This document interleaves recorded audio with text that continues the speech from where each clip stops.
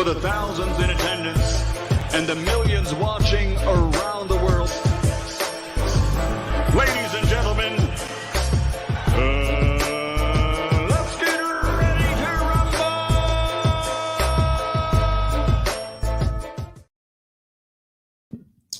Yeah. What's up? Zabuckles Malachi Williams in the building. We back. True Media Today, USA Boxing, man. We are back. We back with another one.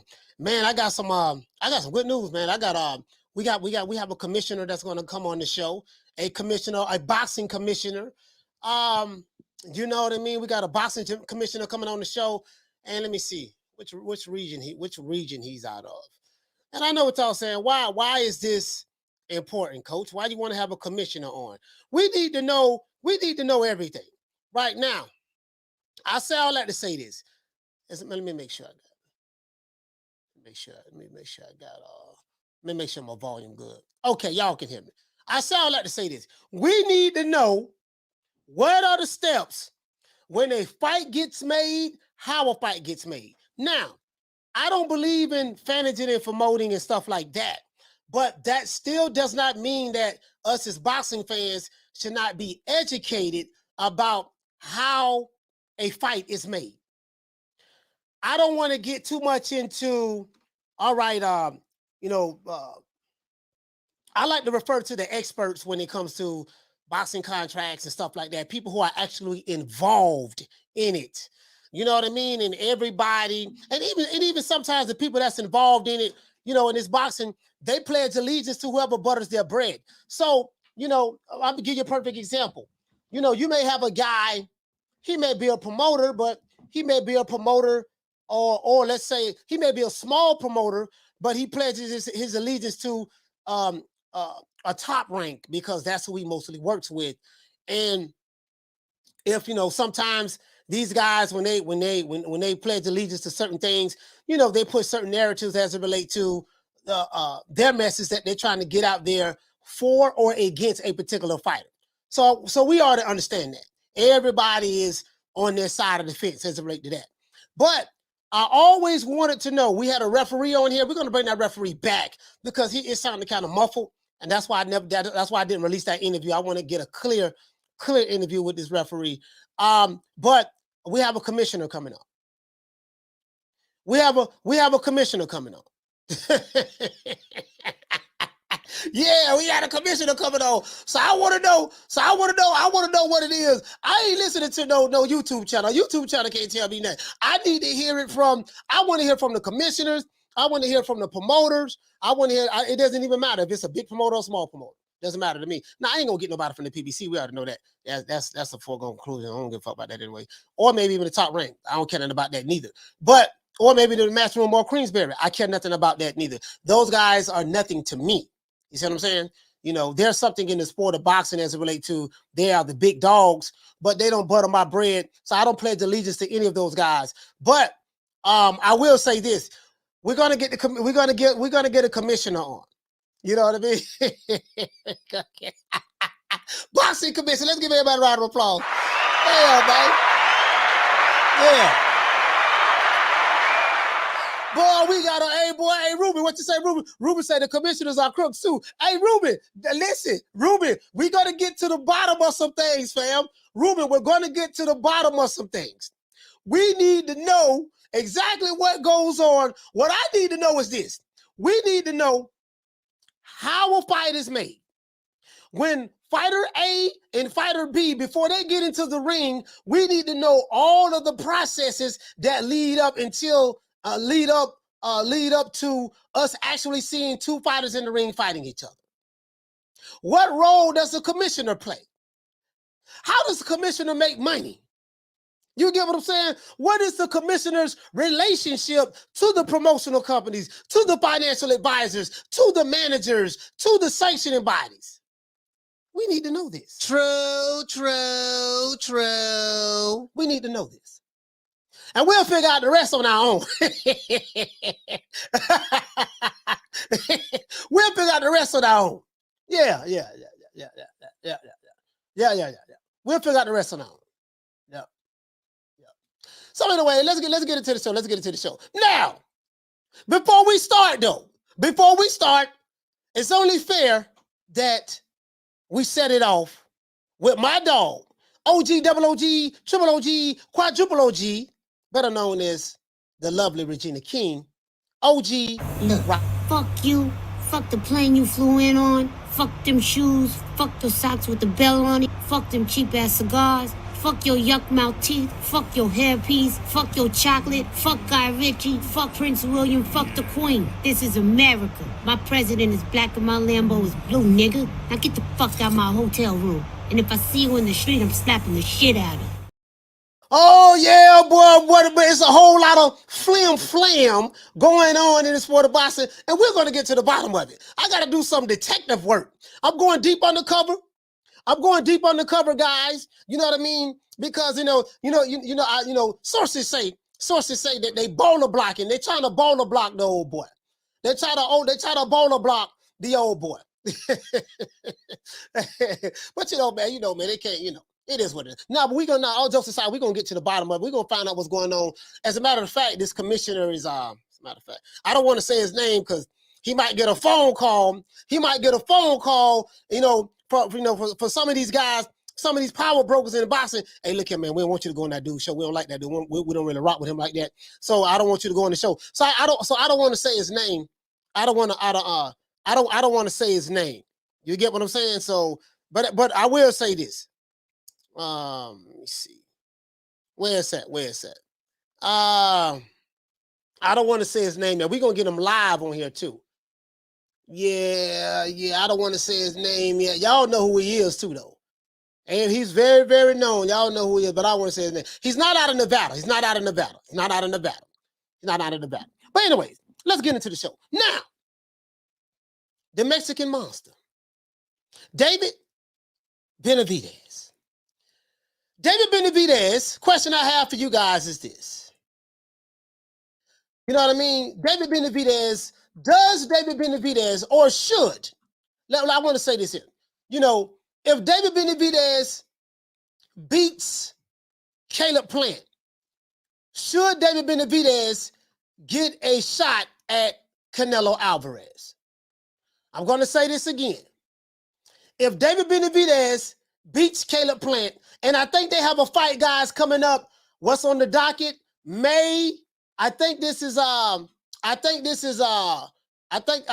what May, not May, March 25th. March 25th. If David Benavidez, or should David Benavidez get a shot at Canelo Alvarez if he beats Caleb Plant? Now, I do know that there's a lot of Canelo Alvarez fans that don't like David Benavidez. I know that there's a lot of Canelo Alvarez fans that feel that it doesn't matter what David Benavidez does, he should never get a shot at King Canelo. I get that. I understand that. I get that. Why? I have no idea. You know what I mean? There are a lot of Canelo Alvarez fans that feel like, hey, you know what I mean? David Benavidez needs to do more. There's a lot of things and that he hasn't done yet in order to deserve a shot at Canelo Alvarez. A lot of people feel that way, huh? A lot of people feel that way.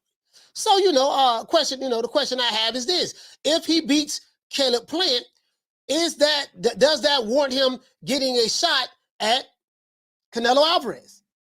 Because Canelo is back. He's back in the gym training from what I've learned. He's back in the gym training. He's back punching again. I think he had wrist surgery or something of that sort, and they say that everything is doing well, and he's back training again. So after May, and from what I've learned, Canelo is fighting. He's fighting. What is his WBO mandatory? John Ryder. He's supposed to be fighting him in May.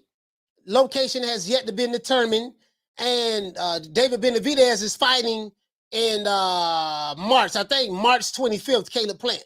Now, Caleb Plant and David Benavidez been doing a whole lot of jibber jabbing, and tongue wrestling online.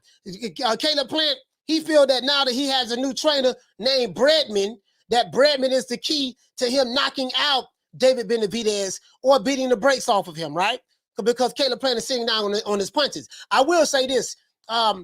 And Caleb Plant did get a knockout over Anthony Durrell, but David Benavidez is not Anthony Durrell, right? And but they say that David Benavidez has been knocked down by lesser opponents, and Caleb Sweet Hands Plant, better known as he's the white money made mixed with a little bit of Sugar Ray. He's the white money made mixed with a little bit of Sugar Ray. So that's sources say he the fastest thing on 2 feet. He got the fastest hands on 2 feet. And he got the fastest hands on this side of the Mississippi. And he needs the fastest thing on 2 feet in boxing in the super middleweight division. So Caleb Plant, I'm not gonna lie, dog. Like a lot of people ain't giving Caleb Plant a shot. I'm like, man, I don't know, man. Sweet Hands, I think Sweet Hands did a lot. He learned a lot from fighting Canelo. So I'm like, I feel like, Sweet Hands might do a little something. You know what I mean? But now I'm leaning more towards Caleb Plant. David Benavidez in this fight, to be honest with you. David seemed like he kind of pissed off. Like he really, really taking this personal.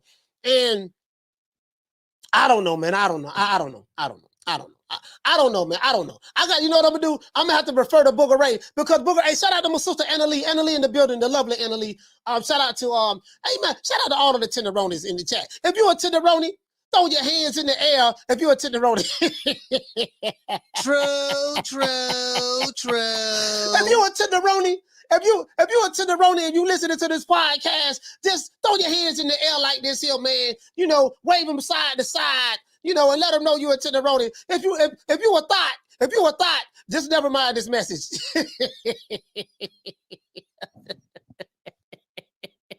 I thought it was a boxing show. We talk about thoughts and tenderonis. We supposed to be talking about check left hooks and all that stuff there. But anyway.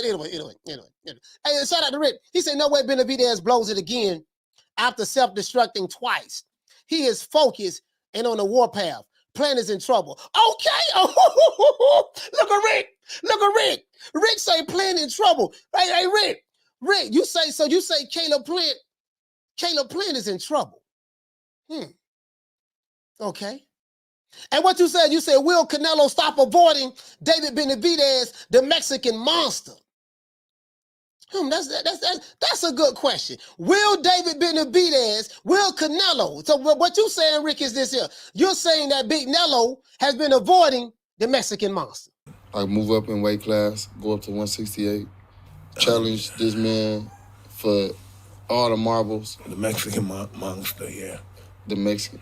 You keep throwing that up every time I remember the guy was everybody scared of that guy. You talking a lot of shit. That's all I want you to say now. I'm just saying now, we got one dude scared of the Mexican monster, doggone Jamal Charlo. Now, Jamal is afraid of the Mexican monster. What you saying, Rick? You trying to say is Big Nello scared of the Mexican monster too? True. Hold on, Rick. I'm gonna pull you back up later on. I gotta pull Rick up. Shots fired. Rick throwing shots. Hey, one thing about Rick now, whether you agree with Rick or not, Rick come in throwing blows. Rick come in swinging. Rick don't even play. Rick come in there, goddamn, I'm throwing hap. You know what I mean? Hap. He throwing bolos, throwing the bolo punch. He coming with the right hook. He coming with the check. He coming with the, but Rick ain't even playing. But Rick come in throwing bolos. Rick want all the smoke.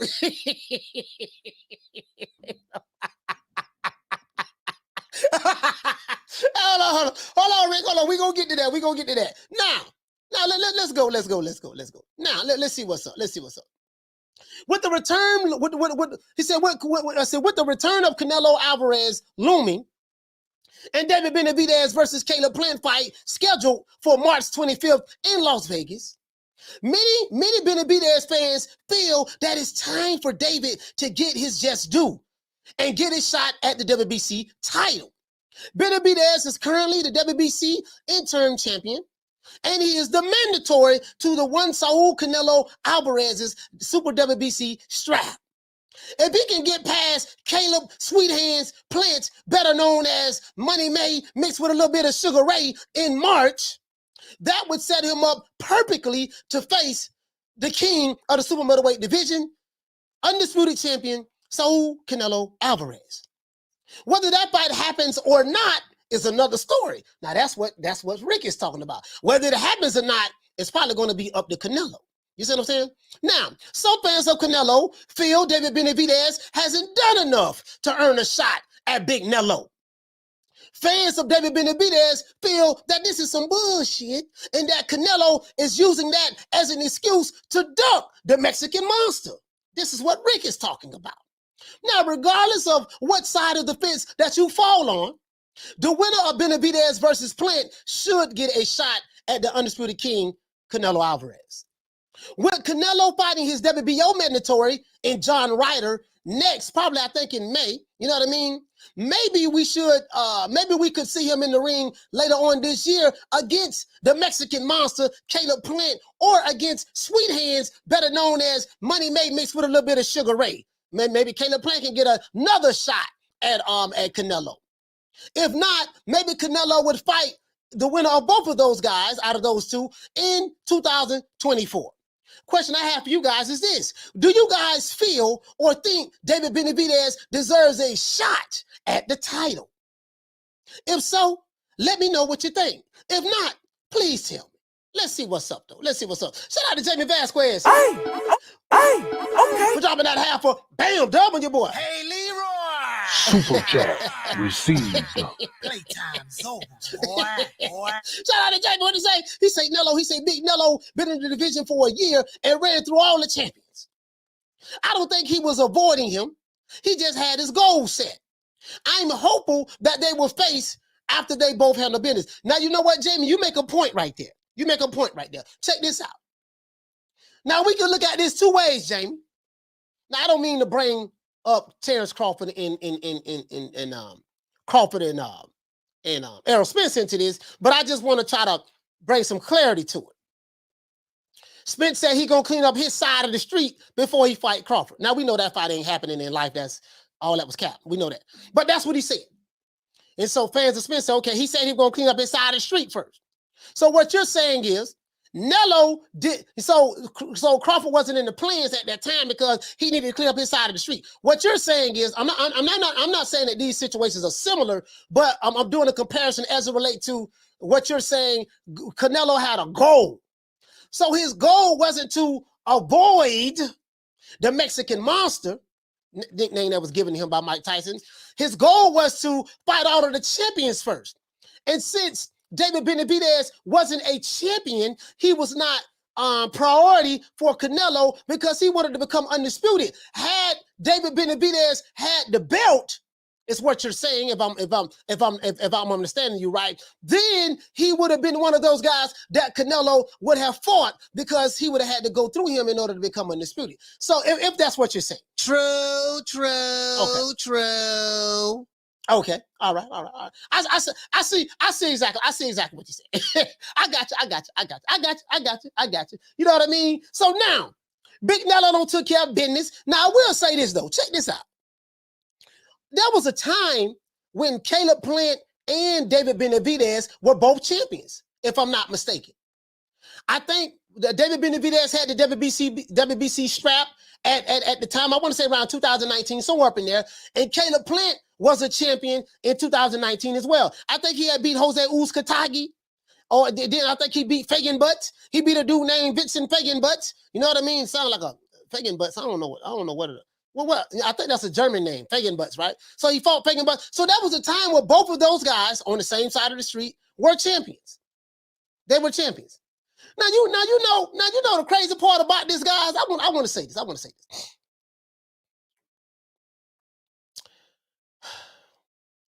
David Benavidez and Caleb Plant could have fought each other when they were champions. They could have unified. Now they are fighting each other now that they are not champions. Is it me, or does it seem like that, the fight with this fight, it's like, okay, we're gonna wait till they're not champions until we make the fight. Wouldn't it have been, I would think it should have started then. Now I do have an article where I think Benavidez's manager or Lukowitz or somebody, Lewowitz or whatever his goddamn name is, He said something of the sort to where they're not ready for that fight right now. They don't want to make that fight right now. Because I think it was during like COVID or somewhere around there. They want to wait till later on down the line until the fight is bigger. Come to find out, I don't think neither Caleb Plant nor David Benavidez is bigger now. Well, they might be a little bit bigger now. I take that back. They might be a little bit bigger now because of what's at stake. Whoever can win this fight is looking to go on to fight Canelo Alvarez. You see what I'm saying? So,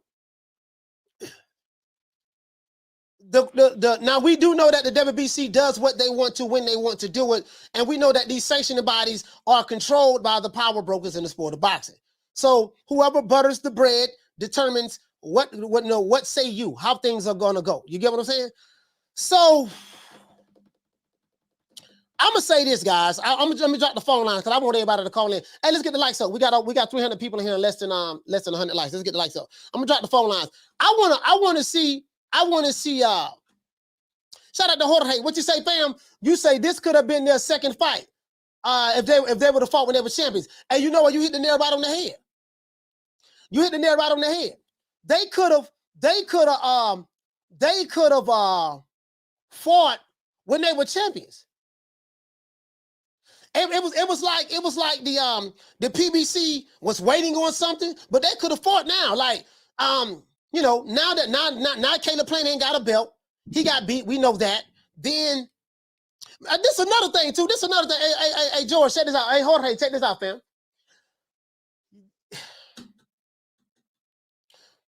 If the PBC wasn't so busy practicing same side of the street politics, Caleb Plant, David Benavidez, they could have did what Canelo Alvarez did.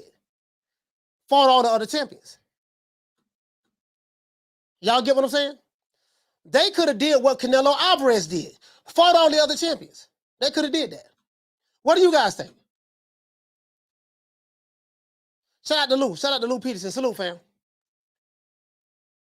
Let me drop the phone lines. What do you guys think? They could have did that. Because how, you get what I'm saying? Like they could have fought Billy Joe Saunders. They could have, there's a lot of things they probably could have did differently. You get what I'm saying? I think this is the downside of practicing same side of the street. Because if you don't have all the champions on your side of the street, you don't fight those other fights. You don't have a right to complain and say, yeah, man, well, Canelo the champ, man, and we're going to use what they like to say. Canelo did all the heavy lifting. we got to use their words, you know what I mean? Hey, Teach said, what you say, Teach? Hold on, Teach. Teach said he disagreed. He said, I don't think so. Canelo is the only one who could have done that. Why? Okay, Teach, let me ask you this question. You say Canelo is the only one that could have fought all the other champions. Why do you say he's the only one that could have fought all the other champions?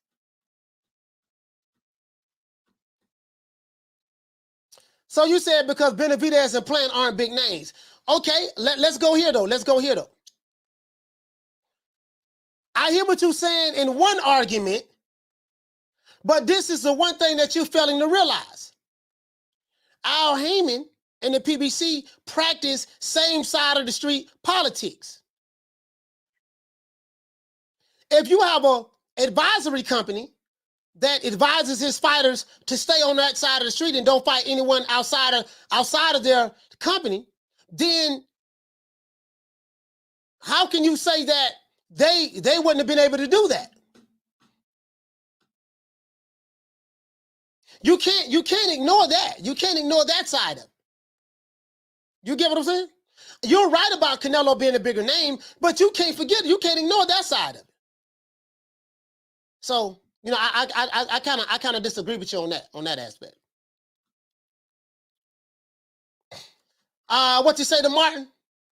Hey, shout out to my main man Lou Peterson, man. What to say to Martin? He say, Coach, what did Wakanda say when Crawford re-signed with Top Rank? Benavidez was a free agent. He re-signed with the PBC. Yeah.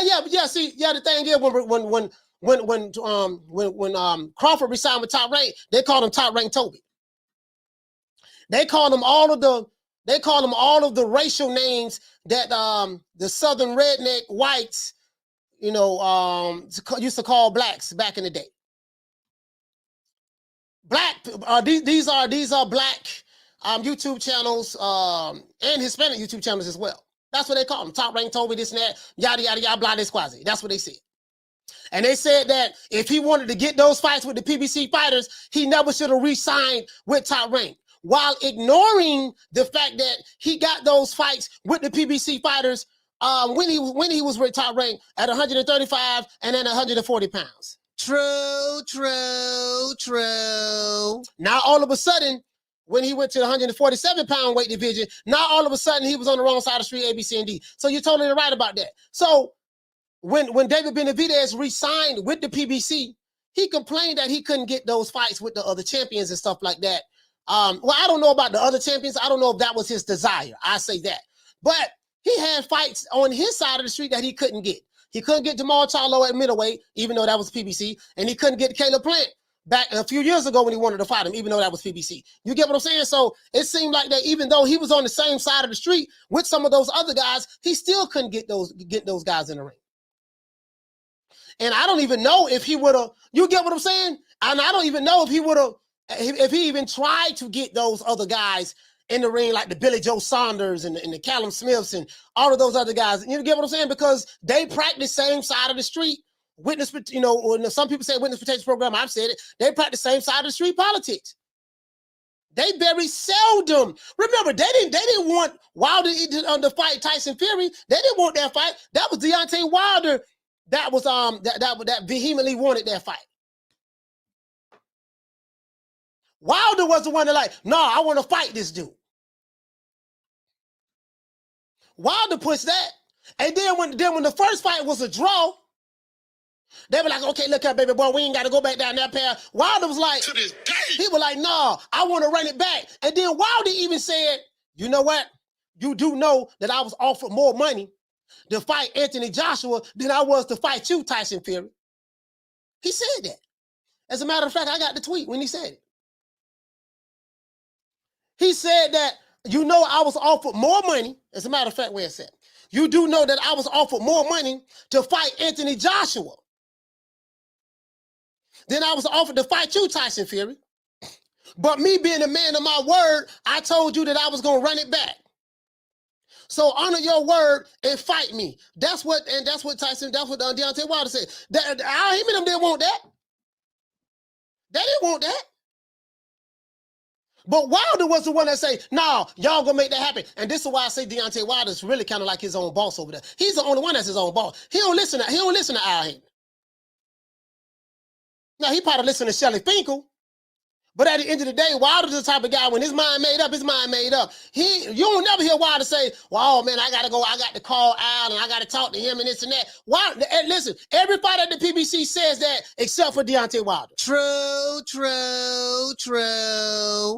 Everybody at the PBC toes the company line except for Wilder. Wilder like, nah, man, I want to fight Tyson Fury again. And then when he fought Tyson Fury and Tyson Fury beat him, they were like, okay, look up, baby boy, we're going to stay away from him. No, I want to fight him again the third time.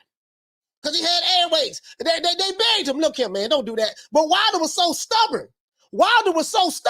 He went against what everybody said. No, I'm taking him to court. He going to honor this third fight. We fighting again. Wilder didn't listen. This is the truth. Deontay Wilder don't do this. He don't do this. Well, I guess I gotta be like everybody else and saying Al Haymon. I can quit my job now, baby. 6 figures, baby. You feel me? But a name. Do you have a name? Oh, nah, I ain't got no name. Name them names, man. They know who they is. Name them names, please. The names need to be named. They know who they is. The Mexican monster. Now, some would say that's a mistake that Wilder made. And that probably was a mistake that Wilder made. We know that Tyson Fury was a cherry pick that went wrong. But the fact of the matter is, the man made his own decision. He made his own decision. He did that. That's what he did. So he ain't getting up there doing all that there. So when I sat back and analyzed everything, You know, I said, you know what, man, I sat back and looked at it. I said, you know what, man, that dude really was his own boss. Now, I don't know who in the hell advised him. I think Shelly Finkel did that, advised him to turn down that $100 million deal from the Zone, but that's neither here nor there. That's neither here nor there. Trying to be loyal to the networks. I think he was trying to be loyal to the network. I think that was what, Tyson Fury? Showtime. And the Showtime ended up dropping them anyways. They ended up dropping them. That's why I said you can't be loyal. What I look like being loyal to a network? What am I be loyal to a network for? I ain't been loyal to no network. I ain't been look here, man, where the money at? Where's the money? If you want to pay me life-changing money, I'm not gonna sit back and be loyal to no doggone nah. If you advising me to turn down $100 million, guess what? You're fired. True. You fired. I'm just saying me. Coach Brown. You're fired. You're fired. I got a video where Shelly Finkel admitted. He said, yes, you know, everything we did meet with the president, when we met with the Zone, yada, yada, yada, yada. It was a good meeting. Everything was good. He said, but we feel that, we turned it down. We feel that, and Deontay Wilder was standing right next to him. I have this video saved. I say, just in case someone try to argue me something different later on down the line, I ain't got it set up right now, but I'm gonna have it set up just in case. And he said, we think that fight with Joshua would be bigger and worth more money at a later time. That's what he said. Guess what? Wilder and Joshua ain't got multiple losses and ain't got no belts. That ship has sailed and gone. Anyways, shout out to Rick. What you say, Rick? Rick say Fury is a bad white boy. He say dude can really fight. He said that's why I don't know. There go Rick. There go my dog. There go Rick. Rick say Fury is a bad white boy. Dude can really fight. That's why I don't know why he cheats. He been caught with me. Talk to him, Rick.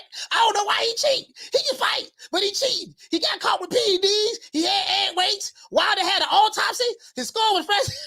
Hey, Rick, he haven't got caught with. Now, listen, Tyson Fury haven't got caught cheating with PEDs. Those are the facts. That's true. That's true.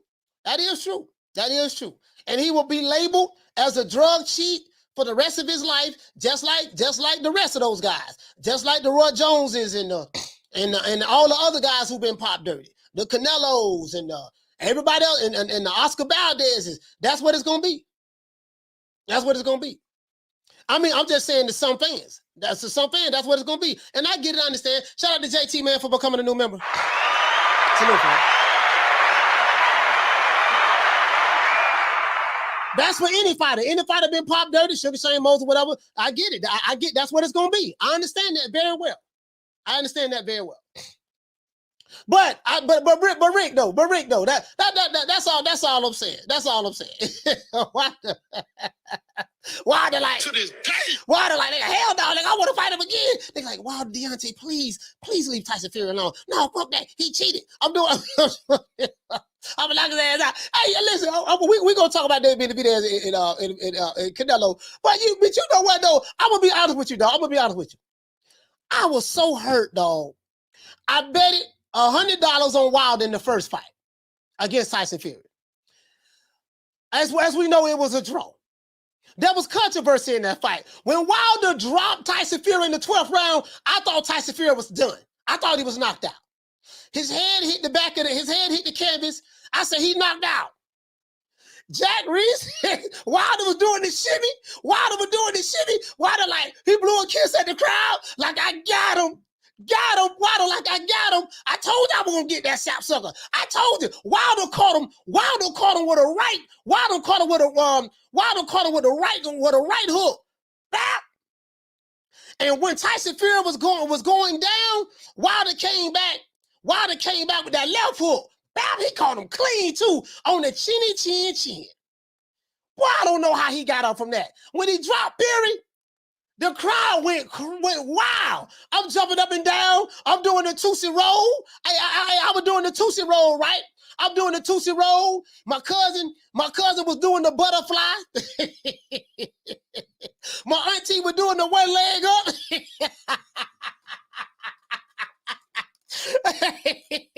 Next thing I know, goddamn Fury rose up from the dead like the Undertaker.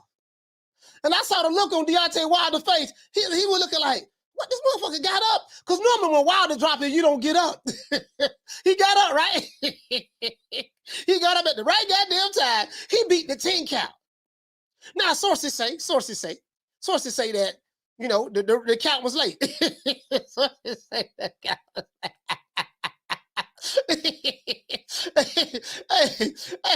Sources say the count was late. You know, I ain't trying to bring that back up. A sources say the count was late, but that's neither here nor there. Sources say he had to be on something. He was drugged up that night. He had to be on something. How he get off from a 2-punch combination like that from Deontay Wilder? He had to be on something. And then, if they would have tested him, I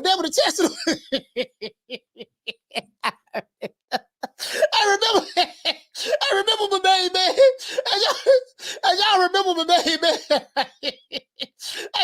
And you would have tested him, they would have caught him. I'm trying to tell you, boy, he was on something. I don't know what he was on, boy. He was on something that night, boy. He got up, he rose from the grave like the Undertaker. I don't know what he was on that night. Man.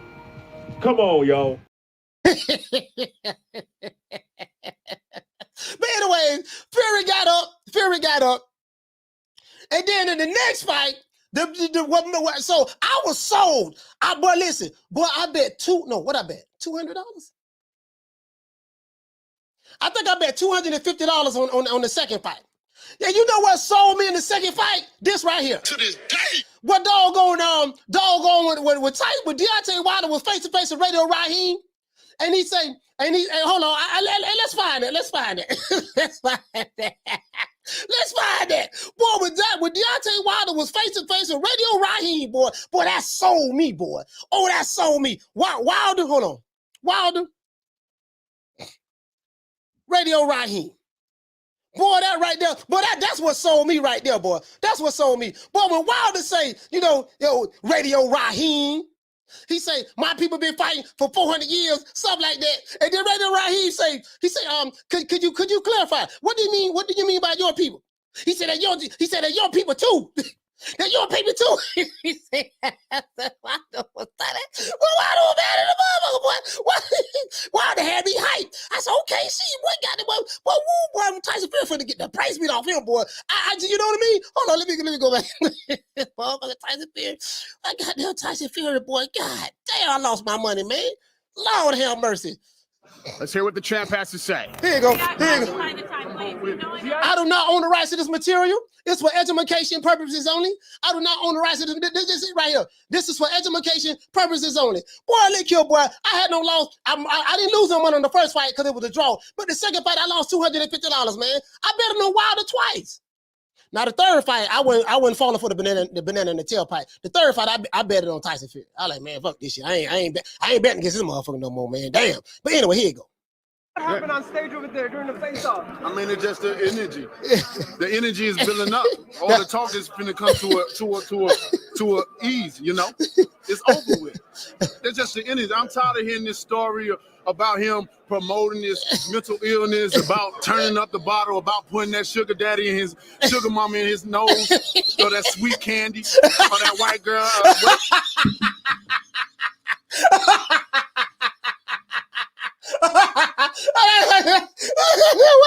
Boy, Wilder had me hyped. Boy, he had no soul me over this one, boy. He had no. Boy, I say, boy, let's sit here, boy. We listen. We finna take down the colonizer. We gonna take the colonizer down. Tarzan has came through. Tarzan has came through the jungles of Africa. We finna snatch Tarzan up. We gonna snatch his wife up, Jane. We gonna tie him up and send the colonizer back to his country. That's what I thought.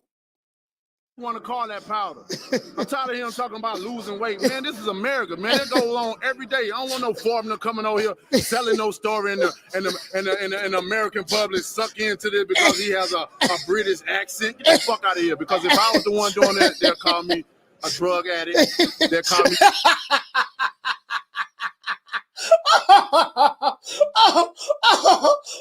goddamn Wilder, boy. What I got, boy, Wilder? Oh man.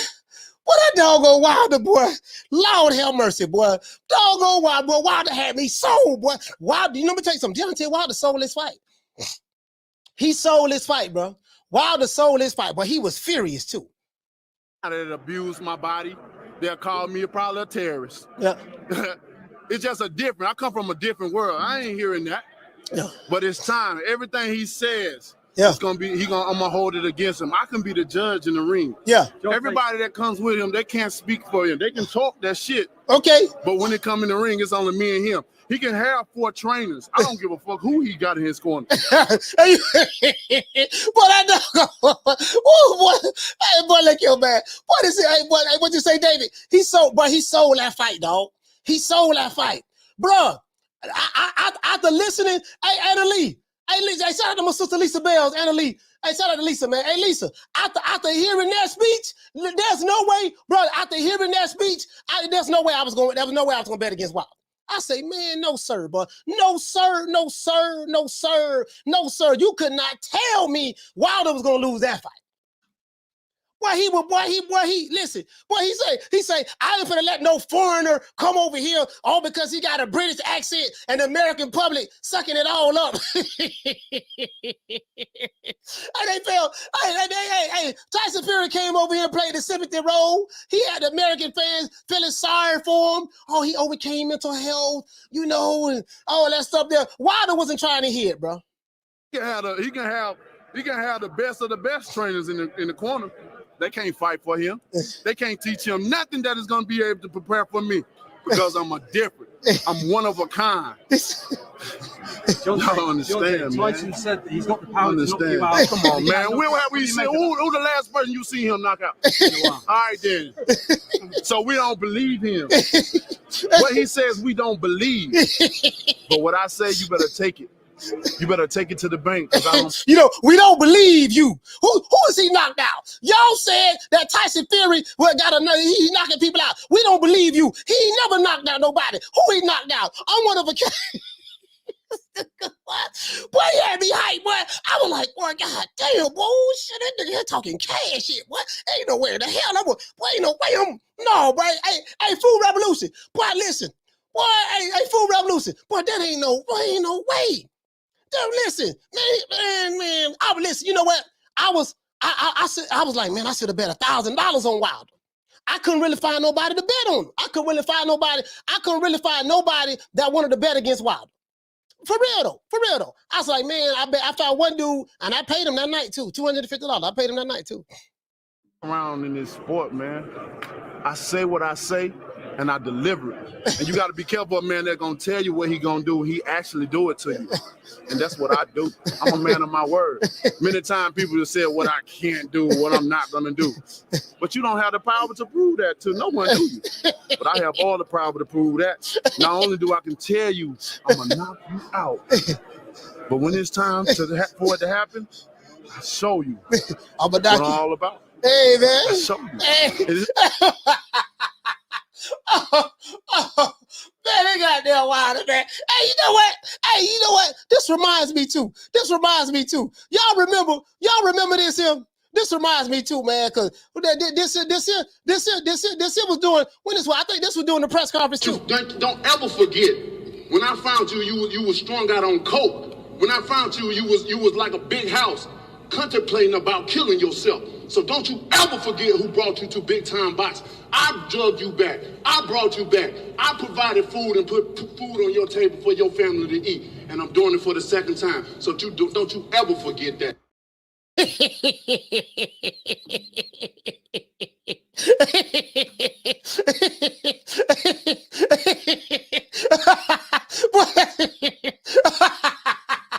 Hey, that was the icing on the cake. Hey, boy, I would have bet the whole house on Wilder after that speech there, boy. Hey. Ain't no beautiful than that.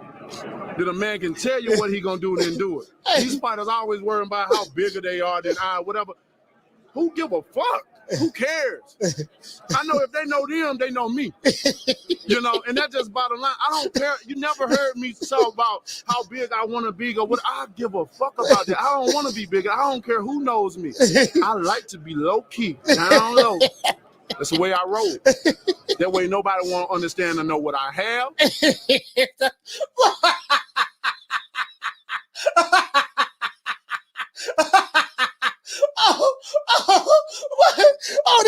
This is gold here, boy. This is gold. Man, you know what? All jokes aside, if they make another Rocky, we got to get Deontay Wilder playing Clubber Lang. We have to get Deontay Wilder to play Clubber Lang. Bro, let me tell you something. Either Deontay Wilder to play Clubber Lang or get Jamel Charlo to play Clubber Lang. Now, you know what? I wouldn't mind. You know what? Jamel Charlo seems like he might be too unstable because he always angry. Yeah, either Jamel Charlo or Wilder. I'll probably lean more towards Wilder. I think I'll lean more towards Wilder. Shout out to Fee on the tube. That way they won't have to be sitting back lurking and try to rob me because I pity the fool that does that. He said, I pity the fool. Oh, he told me. Oh, he said, I pity the fool. I pity the fool. What'd he say? What'd he say? Down low. That's the way I roll. That way nobody won't understand or know what I have or possess. That way they won't have to be sitting back lurking and try to rob me because I pity the fool that does that. I have a lot of people around me. He said, I pity the fool that does that. Okay, does that. Okay, do that. That's new. Positive energy, positive speaking, positive believing. Okay. Until that energy is broken. Yeah. And then there's consequences behind the action. Yeah. So I don't care about all that. Yeah. But what I do care about is protecting my family and providing for them. Yeah. So what I'm gonna do? I got a beautiful life, man. Okay. I got a happy life. I'm a happy being. Okay. Only time y'all see me in rays is when I turn into the bronze mama. Okay. But this is the week of the fight. This is the time for it to happen, to everything to come out. Okay. So listen, after hearing all of that, I say, shit, hey, Lisa, I'm gonna tell you something. If I would have caught somebody that wanted to bet $1,000, I would have betted $1,000. I'm dead serious. True. Hey, Lisa, I'm dead serious. You just sit here, you don't know what I'm talking about? He had me sold. Oh, you can't feel the power? Deontay. Energy? Deontay. Radio Raheem. Listen, man, you said that your people have been fighting for 400 years. Man, your people too. So I just want you to explain what you mean by it. You know what I'm talking about. Y'all all know what I'm talking about, man. Don't sit up here and try to bait and not know what I'm talking about. Y'all know what the fuck I talk about when I say these things. Your people too. Explain it. Not everybody knows what you're talking about. Radio Raheem, I don't have to explain what's understood, man. You know what I mean by that. You know what I said by that. I ain't got to go further. And if anybody don't understand that, then God be with them. Go look up the history. Go look up the history. Shit, don't everybody believe in Google? Go Google that shit. See what I'm talking about. You know what I'm talking about, man. You know what I dare you to sit up there and say, explain. You know what I'm talking about, man. He's fighting people. You know we've been fighting 400 and still fighting to this day. To this day. To this day. You just sit here, you don't know what I'm talking about? There you go. Man, I'm out of here, bro. Let's go. Hey, that's my outro. That's why I got my outro at. Boy, that don't listen, boy. Man, let's give Deontay Wilder a round of applause.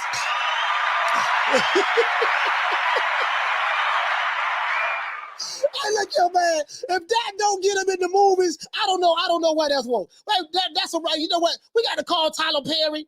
We got to call Spike Lee. We got to call somebody, man. We got to get him. We got to get Wilder in the movie. Man, you ain't just sit here. You know what I'm talking about? To this day. to this day.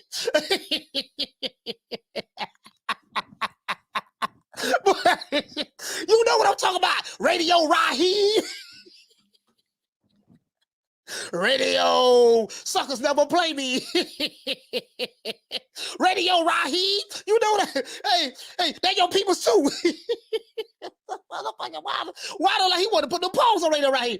Hey, shout out to New Country. Hey, okay. For dropping that quarter, I'm a bam, double your boy. Hey, Leroy. Super chat received. Playtime's over, boy. Hey, New Country, what's up, Country? He said, hey, Coach, Wilder could be Clubber Lang Jr. trying to get revenge for his daddy in the new Rocky movie. He said, man, that dude has sour grapes against Fury. Hey, you know what though? All jokes aside, you know what? I think I like him better. I think I might like him better than Jamel, because I don't know how good Jamel Charlo can act. Yeah, you hear me, country? I don't know how good Jamel Charlo, he be angry all the time. He's always mad, but I don't know how good he can act though. I think Wilder can pull off. I think Wilder can pull that Clubber Lang off. I think Wilder can pull that off. That's what I think. I honestly think he can pull that off. You get what I'm saying? You know, because bro, just the shit, I would have lost a stack. Shout out to Deborah Booker. Come fucking with me, you gonna get knocked the fuck out. I'm a knockout artist, baby. Hey,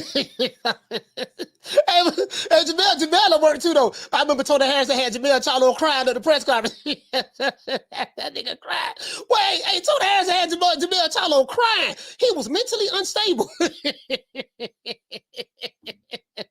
He was mentally unstable. Listen, Tony Harrison had him crying. I said, God damn, boy, listen, the psychological warfare, the verbal warfare that doggone what my main man Tony Harrison did against doggone man, he had him crying, dog, like, cause you remember after Tony beat him at the press conference, he said, yo, Tony was talking trash, and Jamel, man, you know what you told me in the ring, man. You know I beat you. You know you didn't win. He said, I did beat you. I did whoop you. He said, stop crying and take it like a man. He said something like that. He said, stop whining like a little baby or something. He said, man. And Jamel wanted to do something. You know how you get so mad that you start crying, and he was like, and then Derrick James was consoling him, had his arm around his, and he was like biting his lip real hard, and yeah, I say, man, is this nigga crying? This nigga was crying.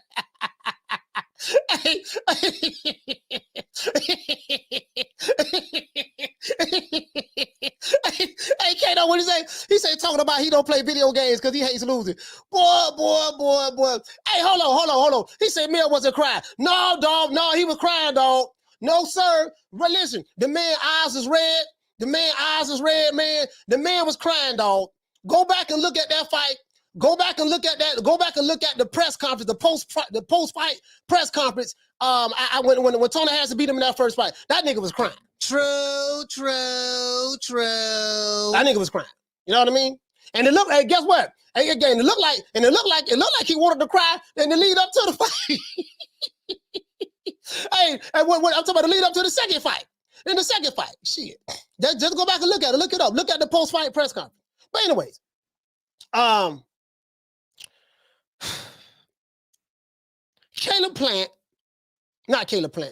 David Benavidez. Me personally, I think. As a matter of fact, let me drop the phone line. Hold on. Yeah, and we need 40 more likes. But let me drop the phone lines.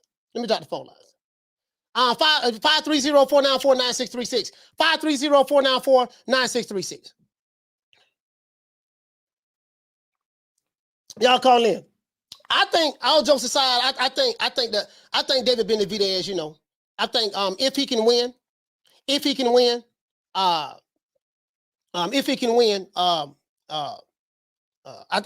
he should be mandated. He is the interim champion, WBC interim champion. He should be mandated to fight Canelo next, and that's if he can win. Now, Caleb Plant is saying that he got something else to say about that. And me personally, I kind of think that a lot, even though I know David Benavidez wants this fight very, very bad. He's been doing a whole lot of talking, him and his dad, about this fight. And I don't know, man. I'm kind of swaying side to side as it relates to Caleb Plant is a very, very confident fighter. David Benavidez and Caleb Plant has fought at the highest level before. He fought Canelo Alvarez. But my thing is the hungriest dog is going to get the steak at the end of the day. The hungriest dog is going to get the steak at the end of the day. So I want to see what you say, little green ass P. You said I sent the clip of him. I sent the clip to you of him crying, coach. I saw the nigga crying. Shit, Rick got to go back and look that up. I saw him crying. I was like, is this nigga crying? Because me and my cousin were laughing. I said, Tony, you know, I'm from Florida. We talk a lot of shit. So Tony, and let me tell you something. Them dudes from Detroit talk a lot of shit too, bro. Them dudes from Detroit talk a lot of shit too. So, Caller, what's your name? Where you calling from? What's up, coach? It's inevitable. D-Block, D-Count, D-Kid, Baltimore, stand up. D-Block, you sound, I can barely hear you. Sound like a lot of noise in the background, bro. Okay, coach, let me get off the Bluetooth, coach. Okay.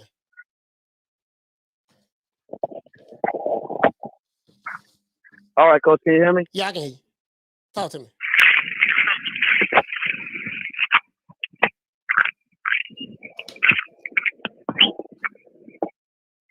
Can you hear me, Coach? My bad. Yeah, I can hear you. Okay, cool. The way I see it is, does Benavidez have a shot at Canelo after if he fights and he beats Caleb Plant? No. I think he needs to wait his time because Canelo's doing his own thing. You know, nobody ever forced, and I understand it's WBC rankings, but we know who Suleiman is sleeping with. Canelo. He's with the Canelo money. Benavidez don't bring that money. And like I said, we could say the same thing about Tank Davis, that he doesn't fight anybody or to mandate for him to fight Devin Haney. Just saying, he's bigger than the belt. Canelo's undisputed. He's already proven himself. And I understand where you're coming from, where you say you got the belt, you got to defend them. Yeah. But Tank Davis got a regular WBA belt. He needs to go up and challenge David Haney, right? I'm just saying. I'm being truthful. So do I think Canelo needs to give him a shot? No, not yet. Not yet. He still got to prove himself. He got Andrade. He got, who else he got? Who else he got, Coach? He got Charlo. I mean, no, Charlo got issues. No, but how do you justify that, though? He's the WBC. Because he's the WBC interim champion. Okay. What era are we living in now? Because Canelo's era is about to end. We're bringing it. We're coming into a new era where people don't respect the belt. People say the belt ain't worth nothing, but then you want Benavidez to fight for the belt. So what is it? The belts matter or they don't matter? Yeah, but you can't put that. Yeah, but you can't put that. You can't put that on David Benavidez. David Benavidez never said that belts don't matter. He never said that. Those are people that you have to apply that to those who say that. But David Benavidez and his fan base don't say that belts don't matter. Yeah. So and then Canelo is going to fight his mandatory in the WBO and John Ryder. So if John Ryder's his mando with the WBO, how come he deserves a shot at Canelo? But if David Benavidez was to win and become the mando, he doesn't deserve a shot. Why John Ryder don't have to wait his time, but Benavidez have to wait his time? Because John Ryder doesn't have a fight coming up. John Ryder has an opening. The Benavidez and Caleb Plant still hasn't come to fruition. The fight, nobody's in the square circle yet, so we don't even know who's going to win. But you're missing what I'm saying. I'm saying if David, go ahead. I'm saying if David Benavidez can get by Caleb Plant, you're missing that one important part. If he get by Caleb Plant, does he deserve a shot at Canelo? He's the WBC interim champion and he's the mando. Okay. Then let me rephrase that since you gave me all that knowledge and information. Okay. Since I like the way you came up with it. Yeah. Give him a chance. Okay. I changed my mind. And that's okay. People change. That's all right. In a split of a second, you changed my mind. So I respect that. Yes. Give him a chance. Let's see what the boy's all made of. Let's see if he has his diapers on tight. Let's see if it's going to happen. Okay. Do I think he wins? No. Do I see the vulnerability in him? Yes. What does he bring to the table? Nothing. So, yes, let's do it. Let's go for the rankings. It is what it is. That's all I got to say. So, yes, Coach, you're right. Give David Benavidez the green light. Let's make it happen. You're right, Coach. D-Block, D-Town, D-T, D-Ville, Baltimore, stand up. Yeah, D-Block, boy, sound like you was... Hey, it sound like D-Block was trying to put Canelo in the witness protection program. Hold on. I just want to make it clear. If David Benavidez, you know what? I don't know why this super chat didn't show up. Shout out to for some reason, let me see. Jamie Vasquez. Let me see, can I pull up your super chat? I see your super chat to my left, but I don't see it to the right. Damn, why I can't see Jamie Vasquez on super chat? Hold on. Jamie, I got you. Caller, what's your name? Where you calling from? Caller, what's your name? Where you calling from? Hey, it's Marco out of Phoenix, Arizona. Marco out of Phoenix, Arizona. Talk to me. Hey, bro. Going off what old boy just said, right now. They need to stop sleeping on my man David Benavidez. That's some bullshit. If you don't think that he deserves a shot against Canelo, now don't get me wrong. If he goes out there and he wins off the split decision, then I can understand the bullshit. But if he goes out there and beats him, like every person that actually knows what they're watching, right? How does he not deserve that fight? It doesn't matter if he barely wins or if he dominates him. If he wins, he deserves a shot. If John Ryder deserves a shot, surely you know what I mean. I mean that's all I'm saying, fam. You know. Now we'll have to see who's going to win their fight if they fight each other. But the key word is if David Benavidez were to beat Caleb Plant, and that is a tall task. But if he were to beat him, should he get a shot at Canelo Alvarez? I mean, that's a legitimate question. Man, Canelo don't want nothing. Some people feel like David Benavidez don't deserve a shot. He need to do more. And I'm like, I mean, I don't. How do you justify that? Nah, let me tell you something. Canelo don't want nothing to do with David Benavidez. David Benavidez has the style of somebody like. He has that Mexican style where he's real powerful, but he's tall, he's long, he's lengthy. You don't ever see that with somebody that fights the style he has with his attributes. It's always somebody real short with little T-Rex arms that has to try to get inside. He can fight from the outside. He has a good jab. He has a great jab, actually, and that makes him dangerous. I just don't see it. I don't see him fucking with Canelo. I don't see Canelo even batting his eye towards David Benavidez. I don't think that fight will ever happen. I think that's a dangerous fight for Canelo because he has too much to lose and David has everything to gain. I mean, he hasn't lost. He's been fucking everybody up that he fights.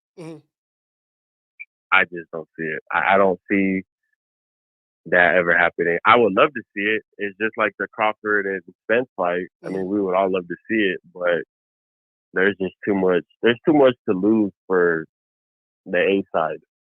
So that's a dangerous fight, and everybody knows that's a dangerous fight for Canelo.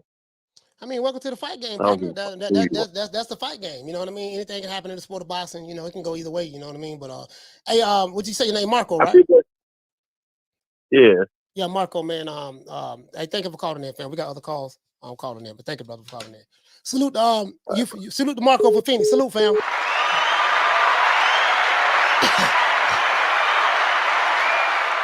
Shout out to Jamie Vasquez. For dropping that quarter of a bam dub on your boy. Hey, Leroy. I can't see it on my right, but I can see it on my left. Received. Playtime's over, boy. Hey, Jamie, I can't see it on the right. That's why I can't pull it up, man. But I have you right here, fam. I got you right here. I got you. Jamie says I'm D-block capping for Canelo. He said winner has to face Canelo, period. Okay, all right. Hey, that's all I'm saying. Caller, what's your name? Where you calling from? Hey, Mo, can you hear me? Yeah, I get you. I get you. All right, look, hey, Plum. Don't listen to that fucker. Send him in the beat the shit out of Benavidez. Don't listen to that shit. All right? Don't listen to it. I think you missed it. I think you misinterpreted what D-Block was saying. What did he say? What D-Block said was, what he was saying is, the reason why he brought up Davis is the same motherfuckers is saying that Benavidez deserve a shot is the same motherfuckers that allow Reggie to cherry pick the fight. You dig what I'm telling you? That's why he said the belts don't matter. Yeah. You see, that's why he brought that up. That's sort of why he brought it up. Yeah. Yes, Benavidez deserves a shot if he can get if, and this is a strong motherfucker if, because my money is on the motherfucker in the sea all day. You talking about Caleb Plant? You talking about Caleb Plant? Hell yeah. My money on, and I'm taking all that. I know where to hit me at. Yeah, my money on Caleb. He got better seats. The only problem Caleb gonna have is his gas. That's it. But I think he's gonna be so far ahead on the scorecard that it ain't even gonna matter. And if he can throw punches when you right there to get hit, but he ain't saying nothing like the Caleb Plant. When Caleb Plant gets the shoulder roller on his ass, I don't know what Benavidez is gonna do about that. But nah, send him in a watch for this. He'll watch. So do you think? So my question is, if he wins, if he beats Caleb Plant, we don't know, but if he wins, do you feel he deserves a shot at the title? Do I think he deserves a shot? If he yes. wins. Do I think? Yeah, but do I think the sentiments to get them motherfuckers a taste of their own medicine? Yes. And that's what D-Block is trying to say. He used to say, fuck y'all belts. I'm going to go ahead and do this shit and cherry pick my fight, and because I'm going to sell anyway. That's why he said the belts don't matter. It don't matter who I fight. I'm going to sell. Just off the GP. If the money ain't right, if y'all not paying me this amount of money, fuck y'all. Fuck Benavidez too. And you get what I'm saying? Yeah. No, I get what you're saying. And another thing too, now that Canelo has the belts, if David Benavidez were to win, I think the terms will be a little bit more different because now will Al Heyman allow him to cross the street because they're not going to. Canelo's not going to go to the PBC in order to make a fight with Benavidez or he might. That's why I said it. He might. That's why I just said he's going to tell him to cut a hell of a check, and we talk about a hell of a check. They gave him $40 million last year, guarantee. What you think he gonna ask for this time? About 60? About 60. He gonna start at 60. And you know they not playing with the Mexicans like that. They gonna do the Brahmas type of way. That Mexican gonna get his money. Yeah. Brian Garcia gonna get his money. Mikey gonna get his money. They'll get a Crawford, Andrade, all them brothers. Oh, y'all gotta wait. Wow, they gotta wait. But the Mexicans, they gonna give them their money. I love the Mexicans. They gonna get their money. Yeah, he ain't got no problem getting that currency. Yeah, Al Heyman. All the brothers, y'all gotta wait. Yeah, Al Heyman do love the Mexican fight. He love the Mexican fight more than he love the black fight. That's an understatement. They gonna get that currency for real. You know what I'm saying? And sentiment rightfully should get their ass. Hey, but that's what I just want to say. All right. Yeah, go ahead, man. No, you sound kind of your reception. Yeah, I'm on something different. Yeah, I'm out, Mo. Shout out to Ron. Shout out to Ron, brother. Hey, Will, isn't that something? How come Al Heyman love the Mexican man, but he don't love the brother man? Hey, Canelo, the only fighter that got 40 million guarantee over there. That shit crazy to me. Shout out to Boxing Nerd. What you say, fam? Okay. He said David might come in too emotional and lose by KO. You know what, man? I'm not gonna lie, dog. Hey, this Caleb Plant, man. Let me tell you something, man. Caleb Plant can fight, bro. Like, I think people kind of sleeping on Plant a little bit on the low. Shout out to Cerro. Hey, okay. For dropping that quarter of a bam dub on your boy. Hey, Leroy. Super chat received. Playtime's over, boy. Everybody say, fam. You say this dude said Canelo, Big Nello. You said Big Nello don't want any of David. Don't want any of David. Based on what? David's resume? I don't know, man. From the bar, there's a platform stage. People pimping, sharp as razor blades. You know what? Again, we don't know if he gonna get by Caleb Plant now. We don't know that. Call what's your name? Where you calling from? Hey, this is Jose Trito calling out of Wichita, Kansas. Jose, call him out of Wichita. Talk to me, fam. What's up, Coach? Yeah, man, I don't think Canelo's scared to fight Benavidez. I don't know why everybody's saying that. Yeah. And, man, I think Benavidez needs to go in there and knock his ass out to prove something. But I don't think he can do that. I think it's going to go all-around decision. Mm-hmm. I mean, Plant got them sweet hands. He knows how to move around the ring. That's what I have to say. He got those sweet hands, huh? He got them real sweet hands. He knows how to... He knows how to move back and forth. He knows how to, he'll go all them 10 rounds. Is it 10 or 12 rounds? Yeah, it's going to be 12 rounds. Oh, okay. Yeah, I don't know, man. I was leaning towards Benavidez, but, man, don't sleep on Plant because Plant ain't nobody. I think Benavidez got to knock him out, and come on, man. Canelo fought Bivol. I never talking about Canelo trying to fight better Viv. He's crazy if he did that. I really don't know, Coach. Hey, man. Hey, I'm just saying, you got me. I'm thinking about putting a couple of dollars on sweet hands. Because I don't know. Man. Me too. I love the show, Coach, man. Keep up the good work, and, man, I listen to you every day. Hey, shout out to Jose, man. Salute, man. Wichita, Kansas, right. House, man. Salute, man. Hey, I don't know, man. I think y'all sleeping on sweet hands too. Hey, guess what? Caleb Plant is a black fighter. True. True. Hey, Rick, Caleb Plant is a black fighter. We adopted him. Well, you know what? Well, Drew Titan, the meter maid, the guy who write parking tickets for a living. He works for the city. Officer Drew Titan, failed Miami Vice detective, wanted to be a detective, couldn't make it on the force. That guy, he said that, I remember when Caleb Plant, hey Rick, you probably don't remember this. When Caleb Plant was fighting Canelo Alvarez last year, right? Before the fight, somebody sent me a clip, and police officer, the meter maid, Drew Titan, said, I don't want nobody to get it twisted. There's nothing white about. The only thing white about Caleb Plant is his skin color. Caleb Plant is black. He's one of us. True. Hey, Rick, Wakanda had done adopted. You know, Wakanda's the alphabet boys. Wakanda had done adopted Caleb Plant and said he was black. I can't make this up. Caller, what's your name? Where you calling from? Hey, it's Fee on YouTube. Fee on the tube. Talk to me. So Canelo got 58 fights, right? He got 62. 62? Okay. Yeah. He got 62 fights. 58 wins, I'm sorry.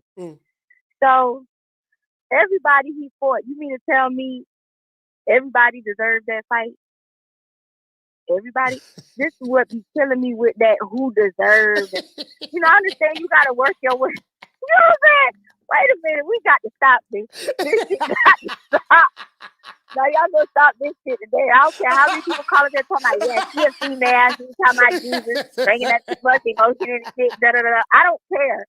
I have what you call a high-minded train of thought when it comes to certain stuff. I'm sorry, y'all forgive me, but I'm just keep it real typical now since I be going too far with it. I be wearing out the comments. You mean to tell me all 162 of them fights he done had, everybody deserved a goddamn fight? I just want to know. That's BS. That's just excuses that just start coming up in the past 5, 6, 7 years of boxing. That's just a way of people to not have to fight. You know what? What would Benavidez be considered if he don't deserve to fight? Like a high-end bum, plumber, tomato can? What is it? You tell me, Coach. I'm just saying, I used to do all the spiritual stuff. The more grace, I'm not going to do it today. You know what I'm saying? I just want you to tell me how that makes sense. Because you know how to make sense out of shit. You tell me. You know. Hell going on.